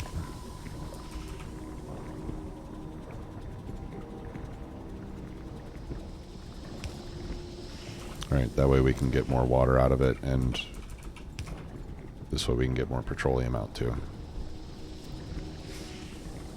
Okay, so sulfur is done. And then we need another one of these for the sulfuric acid.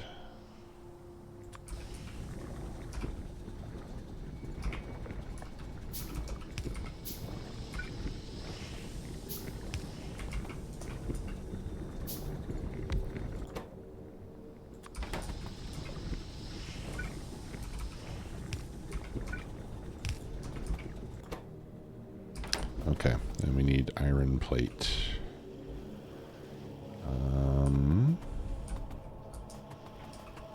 Let's see, where can we squeeze some iron plate? How about right here?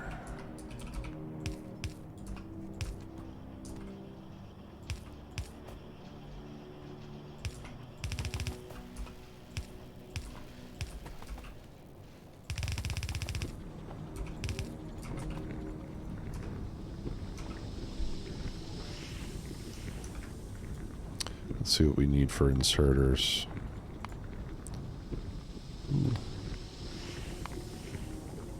Oh, okay. Yeah, I'm actually going to need a stack inserter.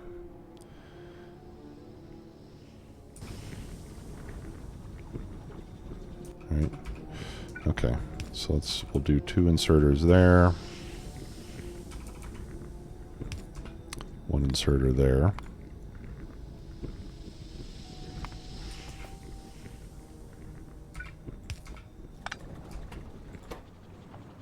There we go.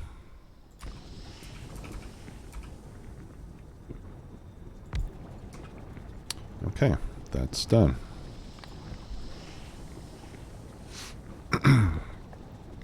And let's do the plastic next. We need 1 chemical plant for plastic. And we're going to need coal for that. Alright, so I have coal here.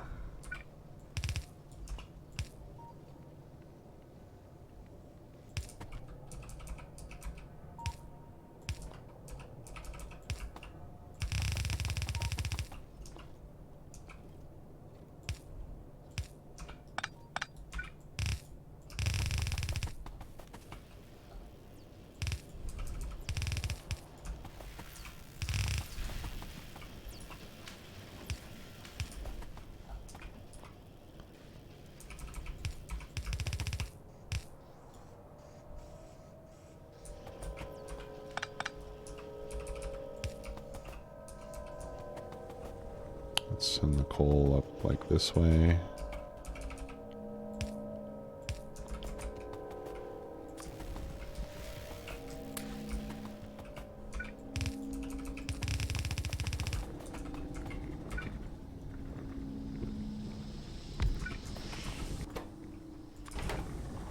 Right, just 1 machine for plastic.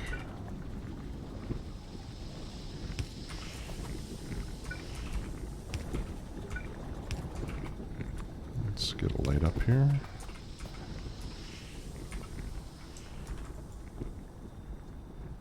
Yep, so I have a fast inserter in.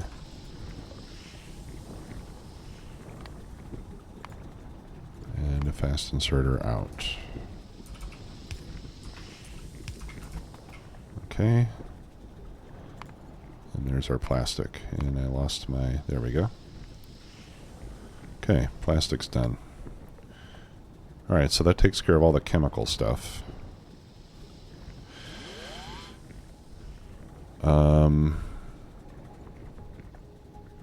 Okay, so let's do the silicon.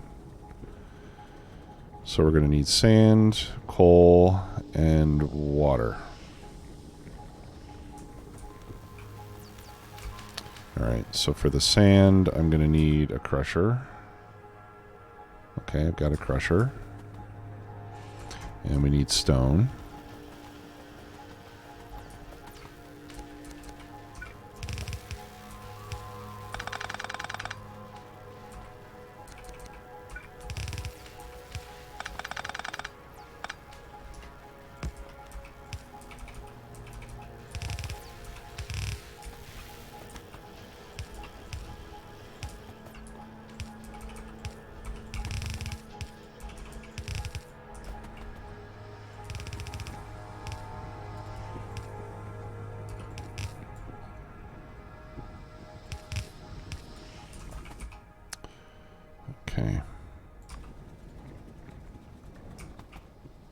I'll put the crusher here. You know, actually, let's... how much sand do I need?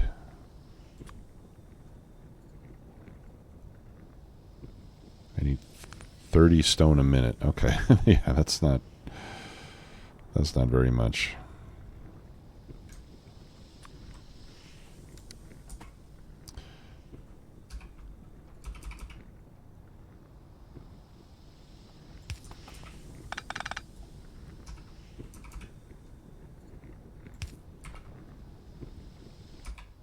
What's the recipe here? I get 7.5 sand for every 3 stone. Okay.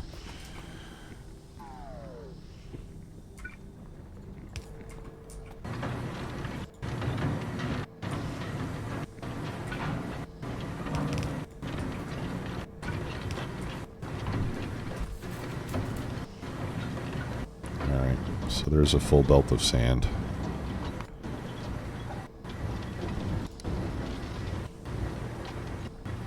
And then, oh, you know what? I don't need to put this on a belt, do I? Do I? No. Alright, so that goes into a filtration plant, which I don't have yet. There's one. We'll just put that next door.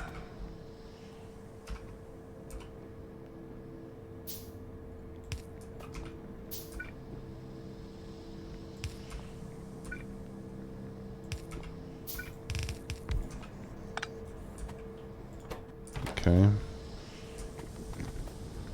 then we have the water over here.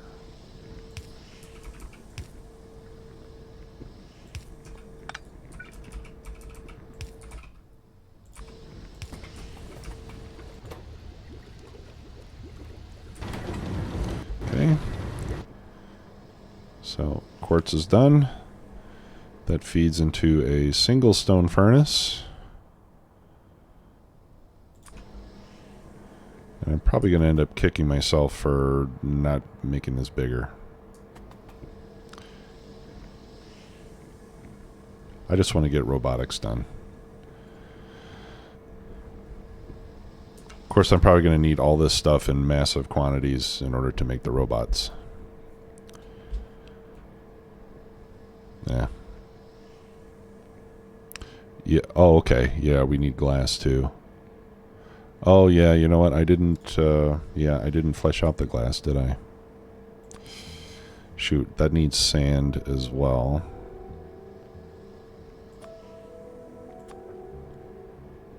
Okay. So I still only need a single crusher, but I'll probably need a lot more. Yeah. All right.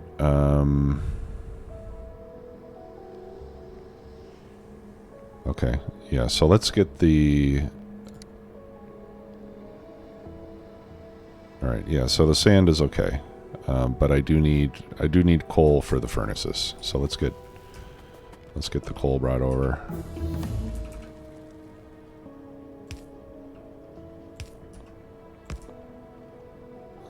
No.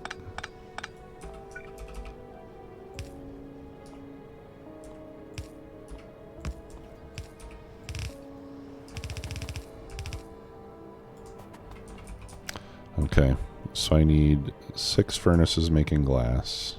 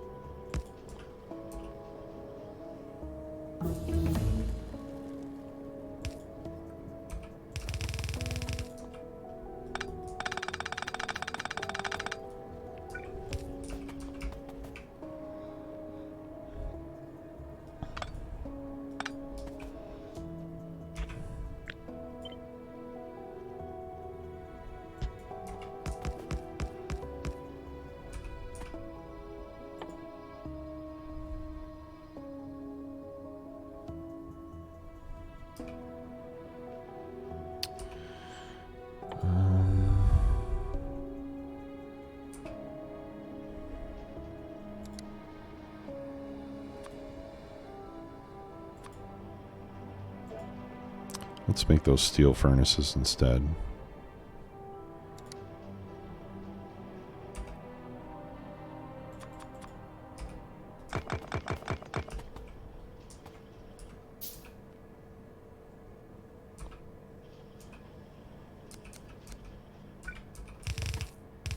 Yeah, in which case I didn't really need to move this.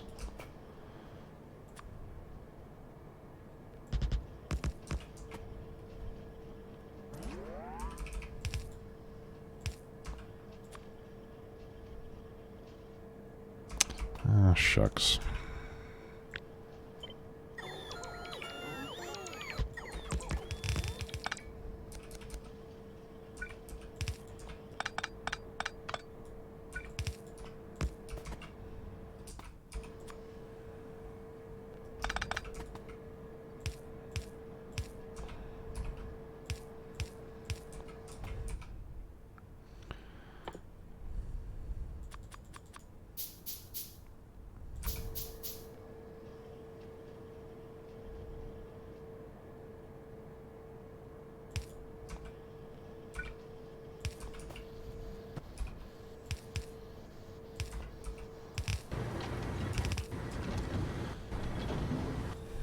Okay.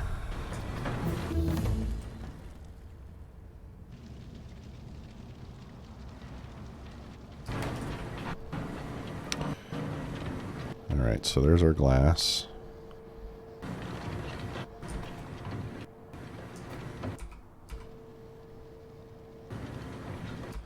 Pollution is 10 a minute on a steel furnace. Wow. Only 2 a minute on a stone furnace. So these make a heck of a lot more pollution. That's interesting.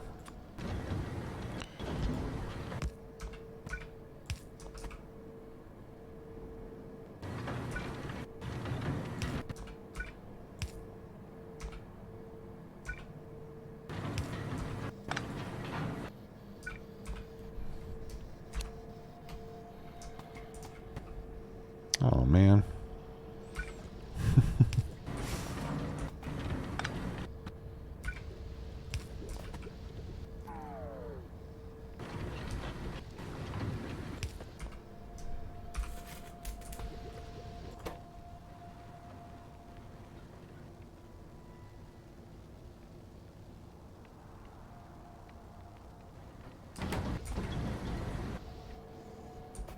Okay.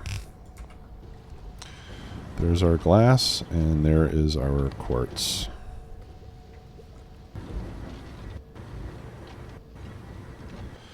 Hey, Zig 5. I think it does, actually.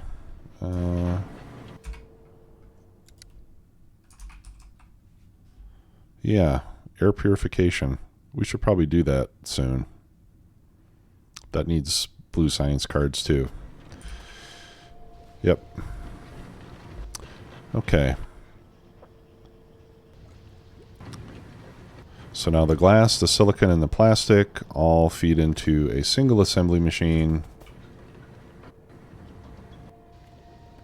where we can make our electronic components.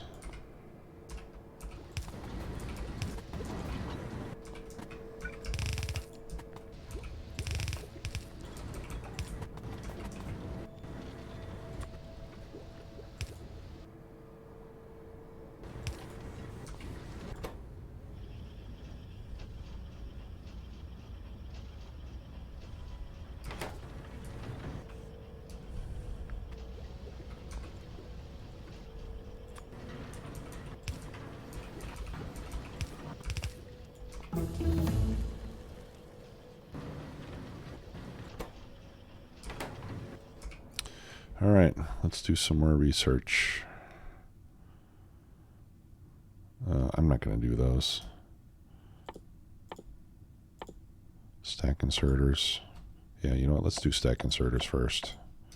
I think we could start to use those.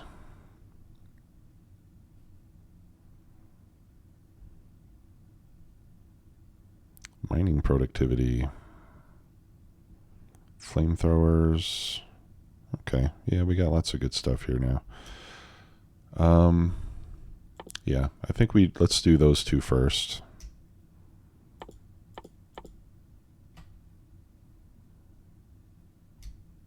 And then let's do solar. And where are accumulators? There you go. Let's do those.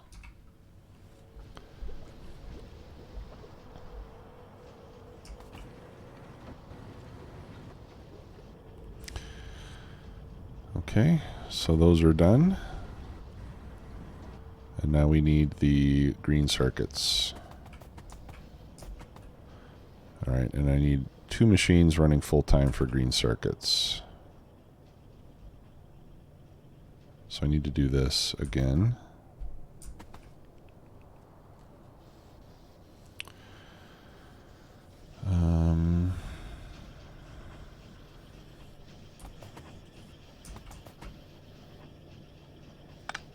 Yeah, so let's pick this up. We can relocate this.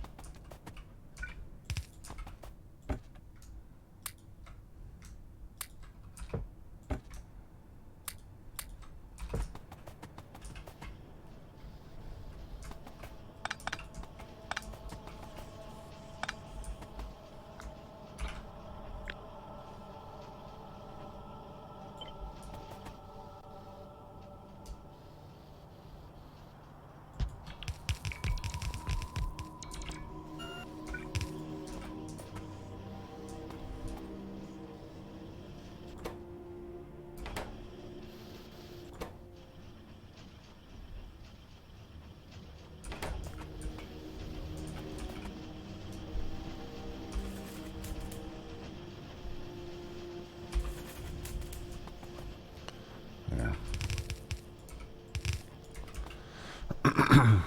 Okay, that's done. And then we need more copper cables. How much copper cable do I need for this one?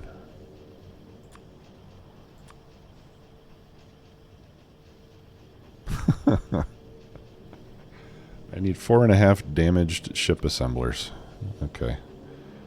Let's just use regular assembly machines. How about that? Alright, so there's... And this includes what we need for the circuit. So there's one. So yeah, I basically just need one copper cable machine. And then that can feed into the red circuits.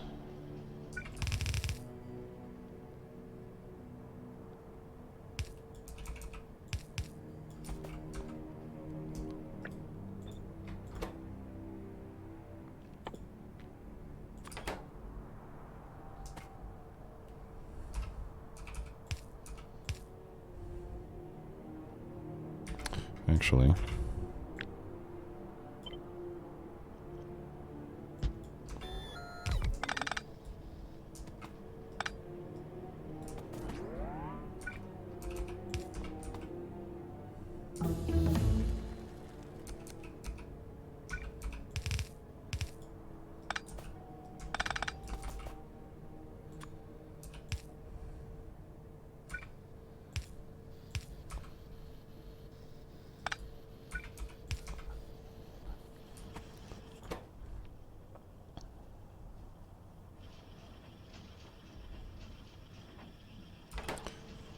oh, I need 2 of those. Shoot.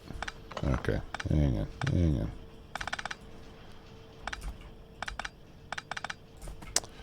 Alright. I need 2 of those. 90 a minute. Yeah, so you know what? Let's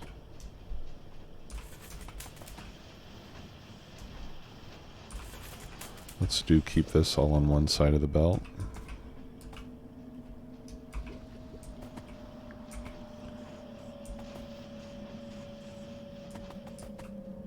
Okay. And then we'll put these on the other side of the belt.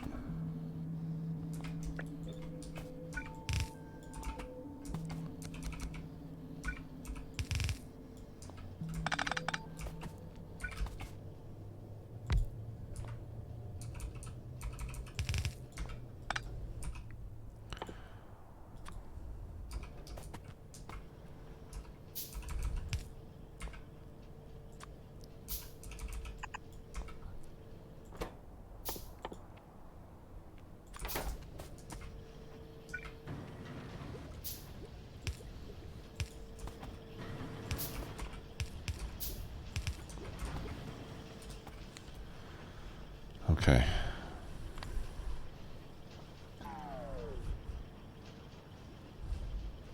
What are you missing? Oh.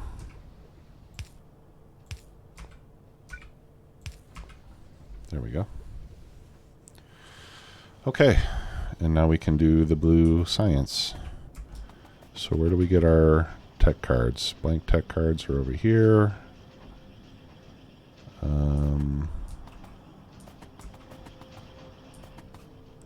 Right.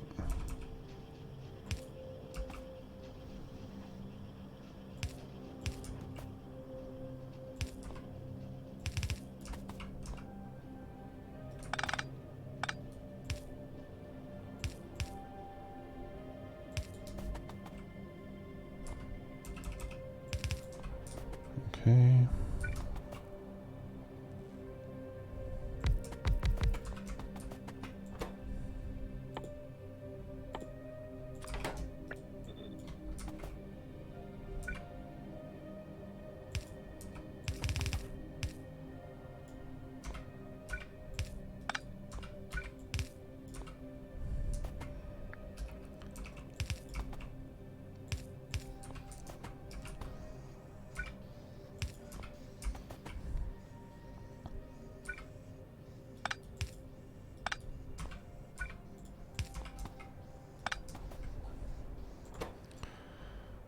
Okay, and then the glass.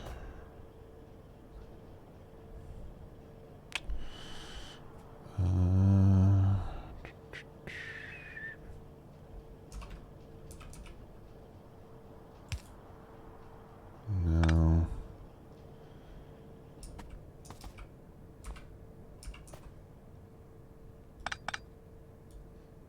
No, I gotta do it that way.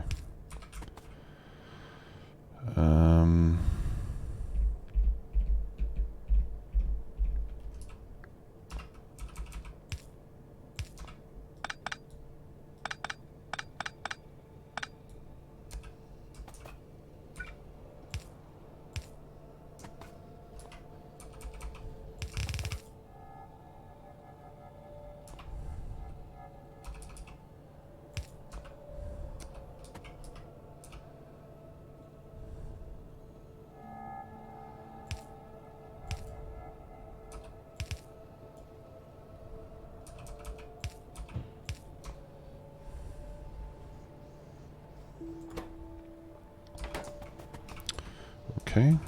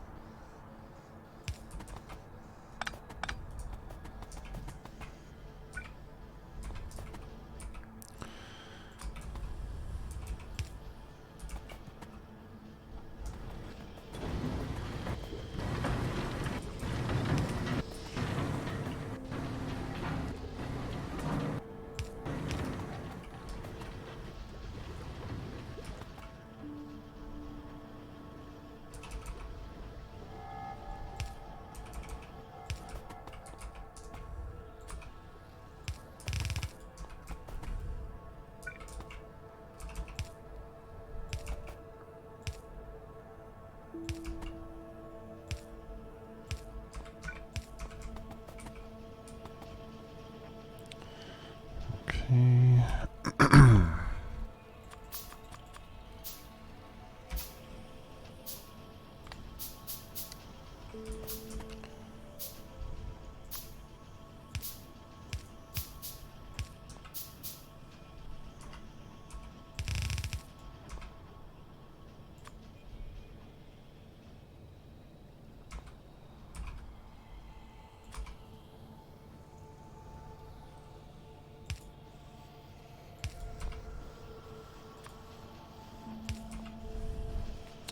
Okay.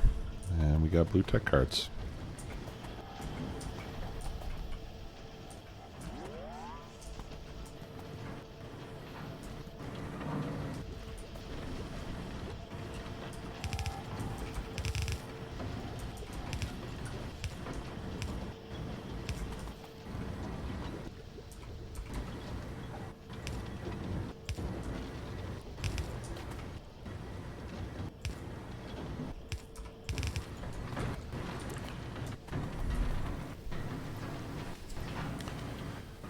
we go.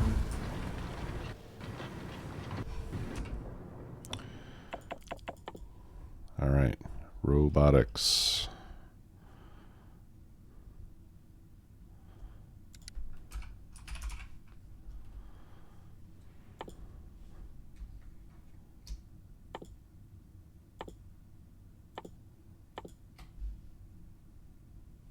Huh?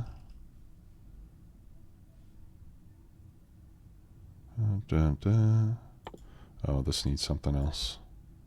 Okay, batteries. Then robotics. Then we can do construction robotics. And then, more importantly, we can start upgrading the speed of our robots. Yay!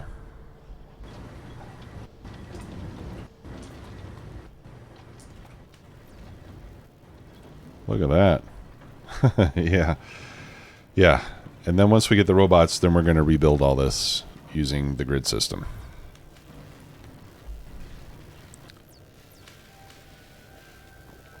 So I don't mind the spaghetti right now. I just don't want to have to try to rebuild all this into the rail grid without the benefits of construction bots.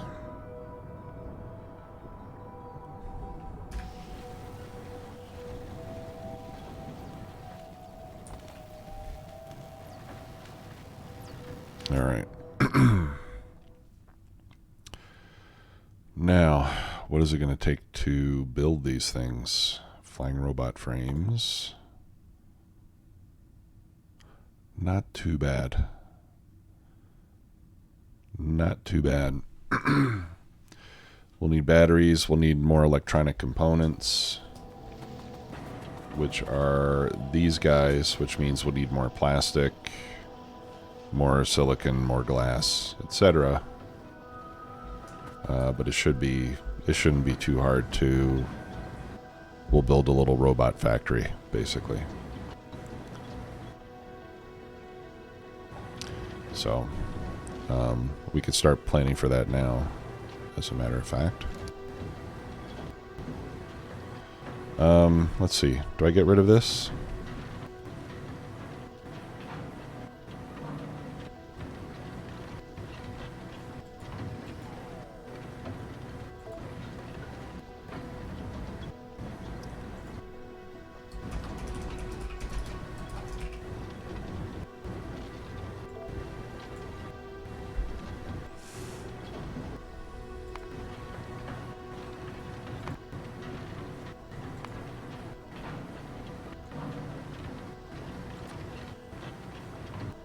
Amount.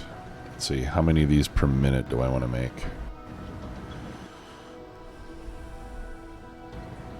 Jeez, I don't know. 20? No, 20 a minute, that'll be a ton. What do I normally do? Like in a vanilla game, I think I normally do like 10 robot frames.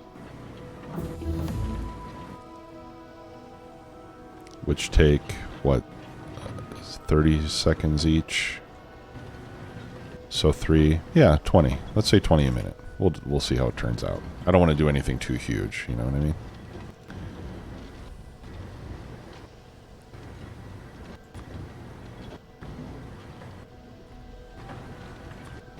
Okay.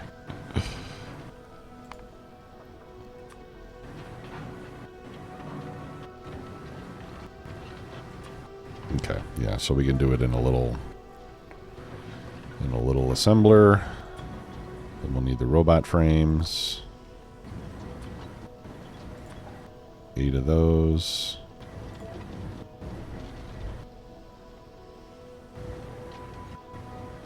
What do we need for batteries? Oh, okay. Not too bad. Or here. Let me get rid of that first. First, let's plug in the steel. Well, I think it's better if I do like. I think it's better if I do all the high-level components right? And then do like an explosion in a tree, you know what I'm saying? And work my way down. Let's just start using blue assemblers as our minimum.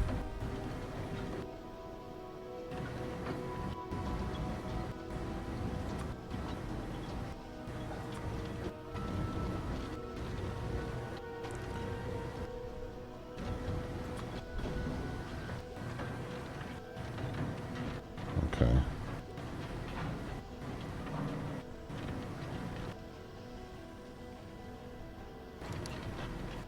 Oh. Ignore barreling and stacking recipes. Yes. Ignore recycling recipes. Okay. Alright. So we'll start from that. Right. Wood, I've got. Iron plate, I've got. Copper cable, I won't worry about. Okay, so let's see. How much steel plate are we going to need? Oh, a single furnace of steel plate. Okay, so we don't need to do anything special. Whoops, for that. Same with copper. And yeah, let's just change these to the level 2 assemblers. Okay, so then basically we need batteries, electronic components,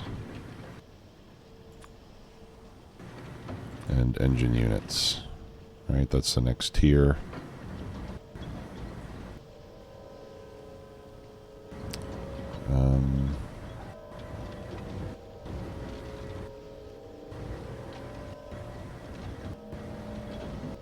Okay.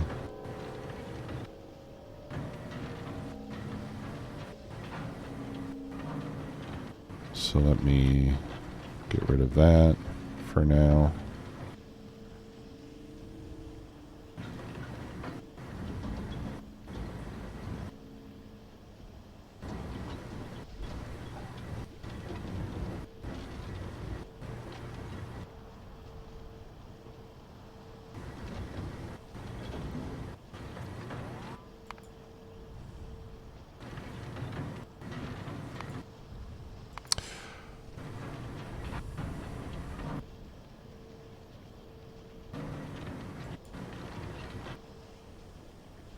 Can I make...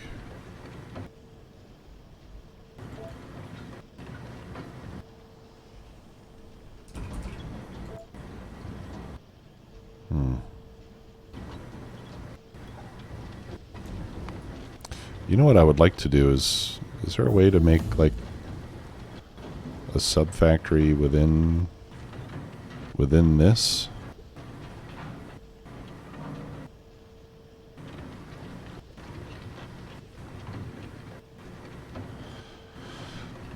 Like it would be nice if I could...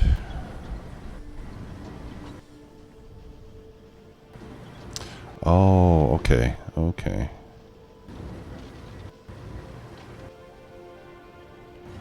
Left click to open subfloor.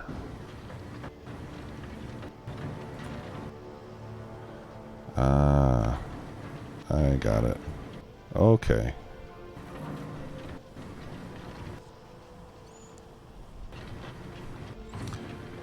Oh, and then this tells me all the ingredients that I need for this floor.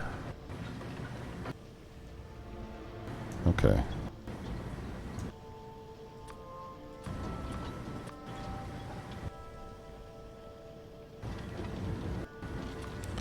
So let's do this.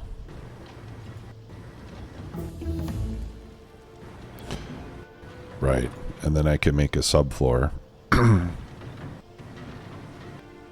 for this one. Right, so I can see what's required down here.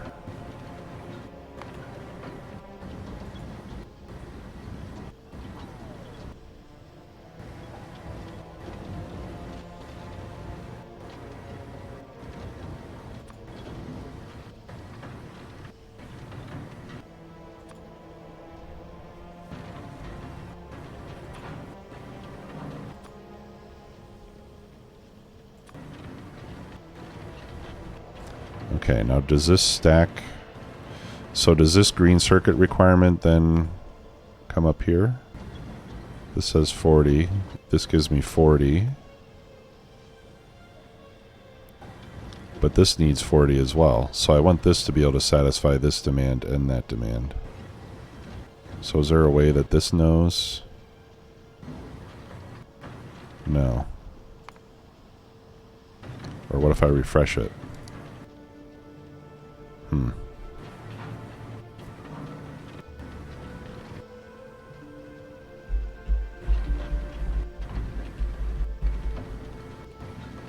So I guess what I would have to do is delete that. And now if I add that, yeah, so now it'll say 80 a minute, which covers all of this too. Let's go back in here.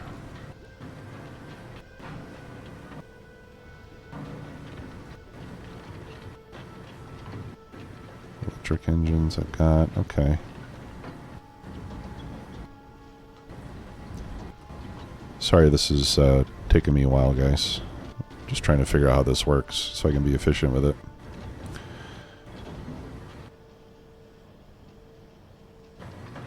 Okay. So then if I do this, and I say, okay, what do I need for the sulfuric acid? Right, now I need water, I need lubricant. Well, I don't need lubricant here, but I need water, I need sulfur, I need petroleum. And let's say we just stick with basic refining, I don't know. Just for giggles. And then we go up a level. I see all that there. Okay, so then if I go in here and I expand these recipes.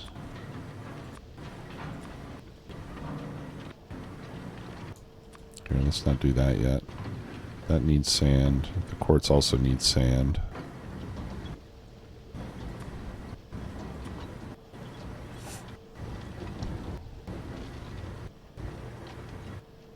Okay, so that's everything that we need for the glass. And the quartz.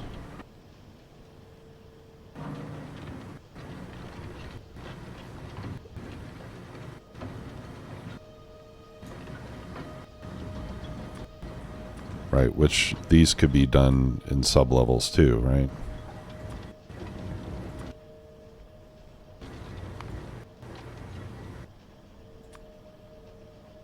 Yeah, so I think that's the way to do it.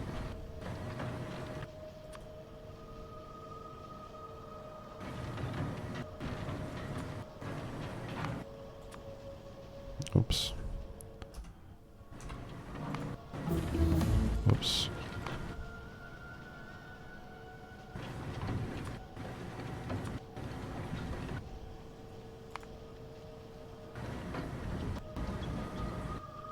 Okay, and then this tells me how much coal and stone I need. Coal, stone, and water.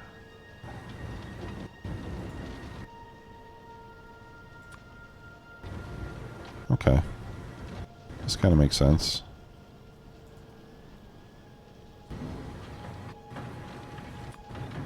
And then we need the plastic. And then the petroleum.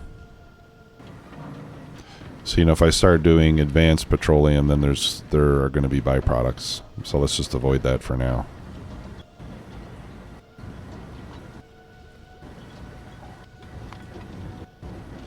Okay, and so when I do that, then at the higher level, this is just broken down into the raw ingredients that I need. So each one, I guess it depends on how I want to build it. It should really, I guess this should really, the structure of this should really reflect how I wanted to build it. So if I say I want to build everything all in one place, then I just explode everything down to raw ingredients that I pull out of the ground, right? But if I say, okay, I have a plate factory over here, for example, then I don't need to expand the plates. I don't know. It's a little complicated. What do you use? Good try. Are you using Are you using the Kirk McDonald calculator?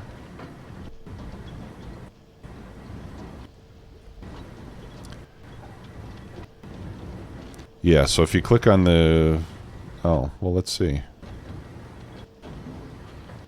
Yeah, so now, for example...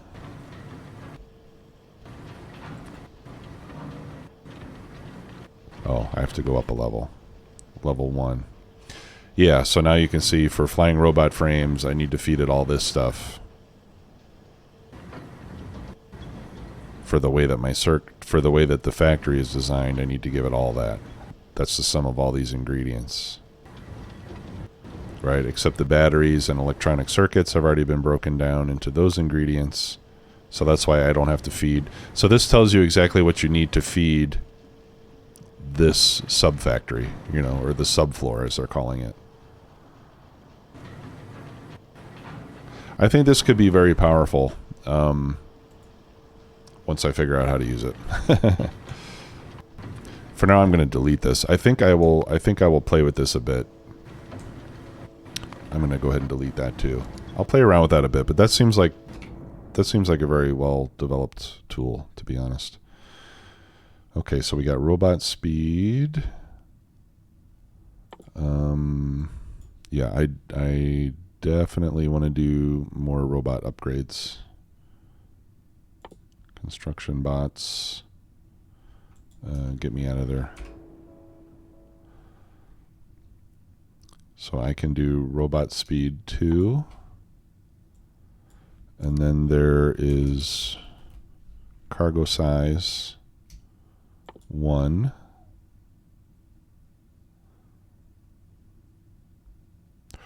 Ooh. Robot battery research. I think we want to do that too.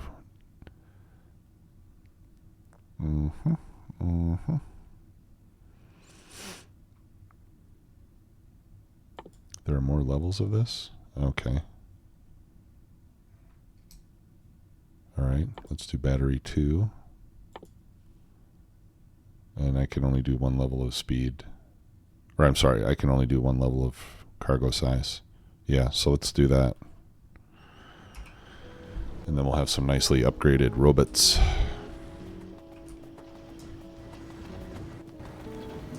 Yeah, look at this. Looks like I could even use more labs. You know what would be good? Probably our productivity modules. Can I make... Yeah. Let's research modules, guys.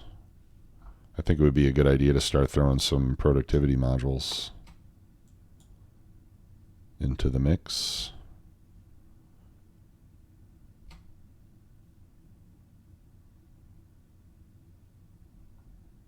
Maybe efficiency modules if we're going to be trying to control pollution. But yeah, let's do that. And then we'll do lab speed, because that'll help too.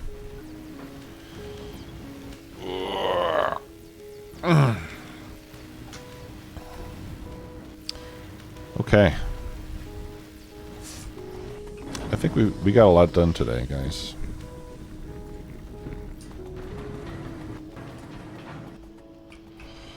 Alright, let's take a look at how we're doing. Pollution is not expanding too quickly at this point.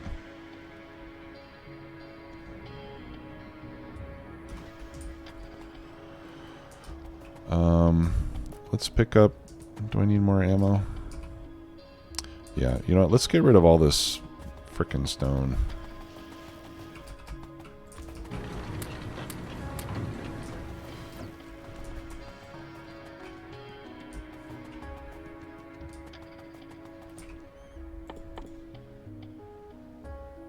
Oh, okay.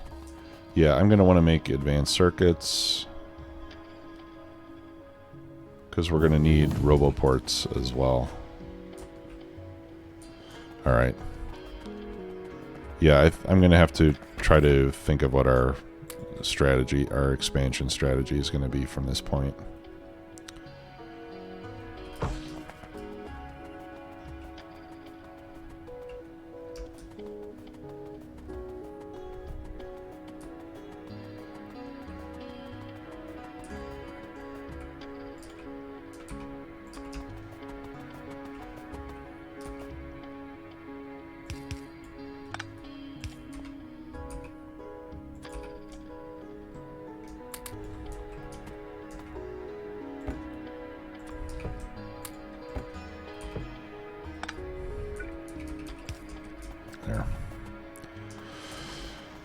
Okay, guys. Well, I think that's going to do it for this stream. I think we made good progress. We got another level of tech done. We got our rail grid design complete. And let me show this real quickly for anybody maybe who joined in the second half. But this is what the rail grid looks like. This is what we'll be using for the main part of the base. So we'll be using 1-4 trains. This grid is, 5 power poles from end to end. It is perfectly grid aligned, thanks to the Krastorio feature that makes the power poles expand to the same length as the grid. That makes that a lot easier to do. Each grid has 4 stations that can be used for whatever, inputs, outputs, whatever, and each station can accommodate 1 train in the chute and another one waiting behind it. So all these stations we have limited to 2. So that way when they... basically what'll happen is when there's 2 or more trains already on the way, or when there's 2 trains on the way, then the station will disable so that no more trains can go to it.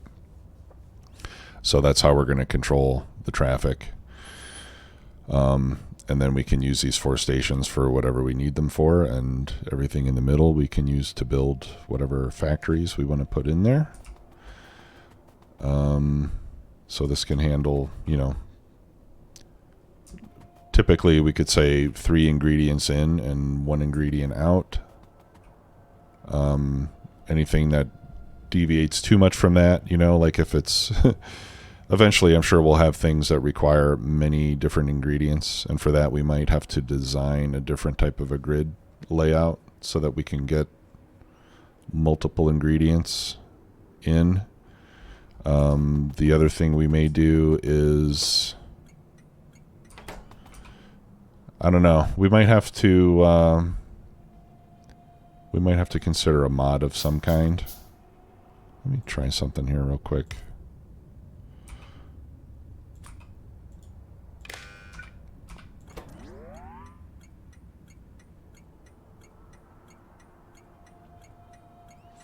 Yeah.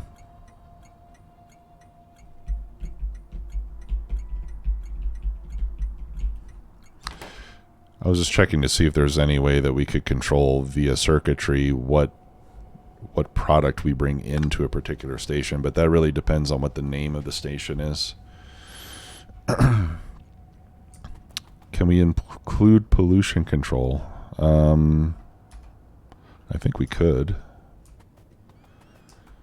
Yeah, I mean, especially if that pollution control device is 1 per chunk.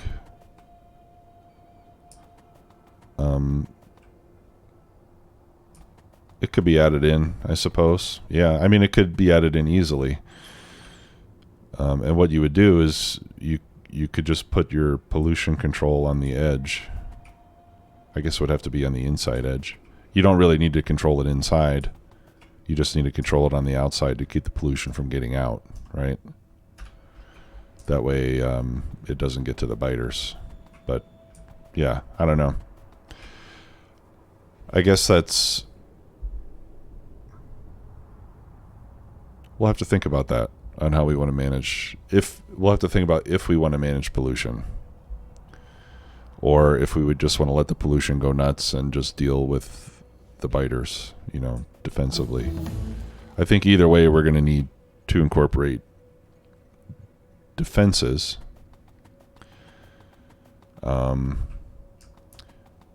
And I'm thinking that maybe what we could do is we could build a blueprint that, for example,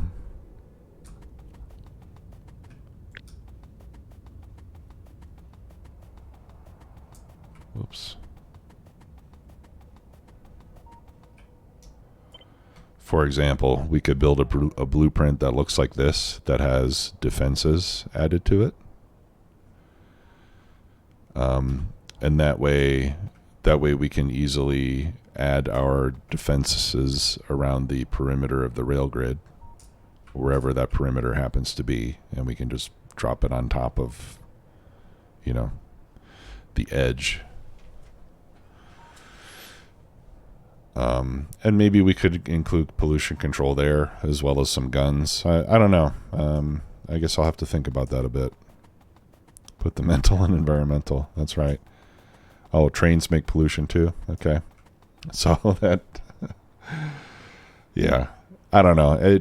My memory of the military options in K2 are that they're pretty high powered. So maybe we won't have to worry about pollution too much. I mean, just like in vanilla, you really don't have to worry about it unless you're doing Death World or something. And even then, it's only early game that you have to worry about it.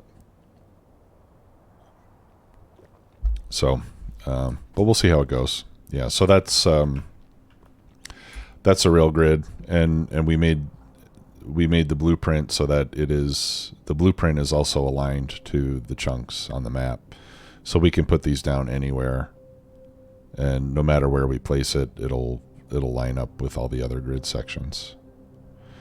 So I like this because, especially at the beginning, because like at the beginning now, let's say I need some iron, right? So I can put a grid down over here for iron, and then I could just make a little connection here to connect this with the rest of the network, and I don't have to build, you know, a series of grid sections all the way to some remote resource.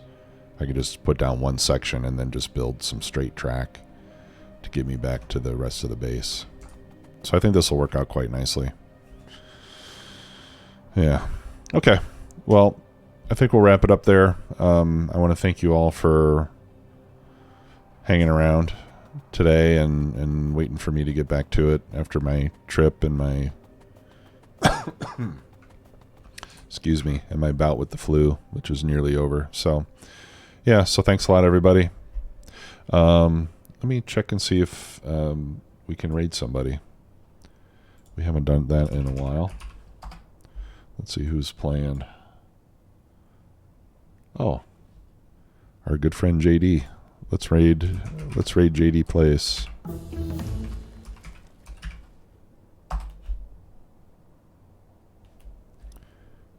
And we will see you guys next time. Thanks a lot, everybody. Have a good one.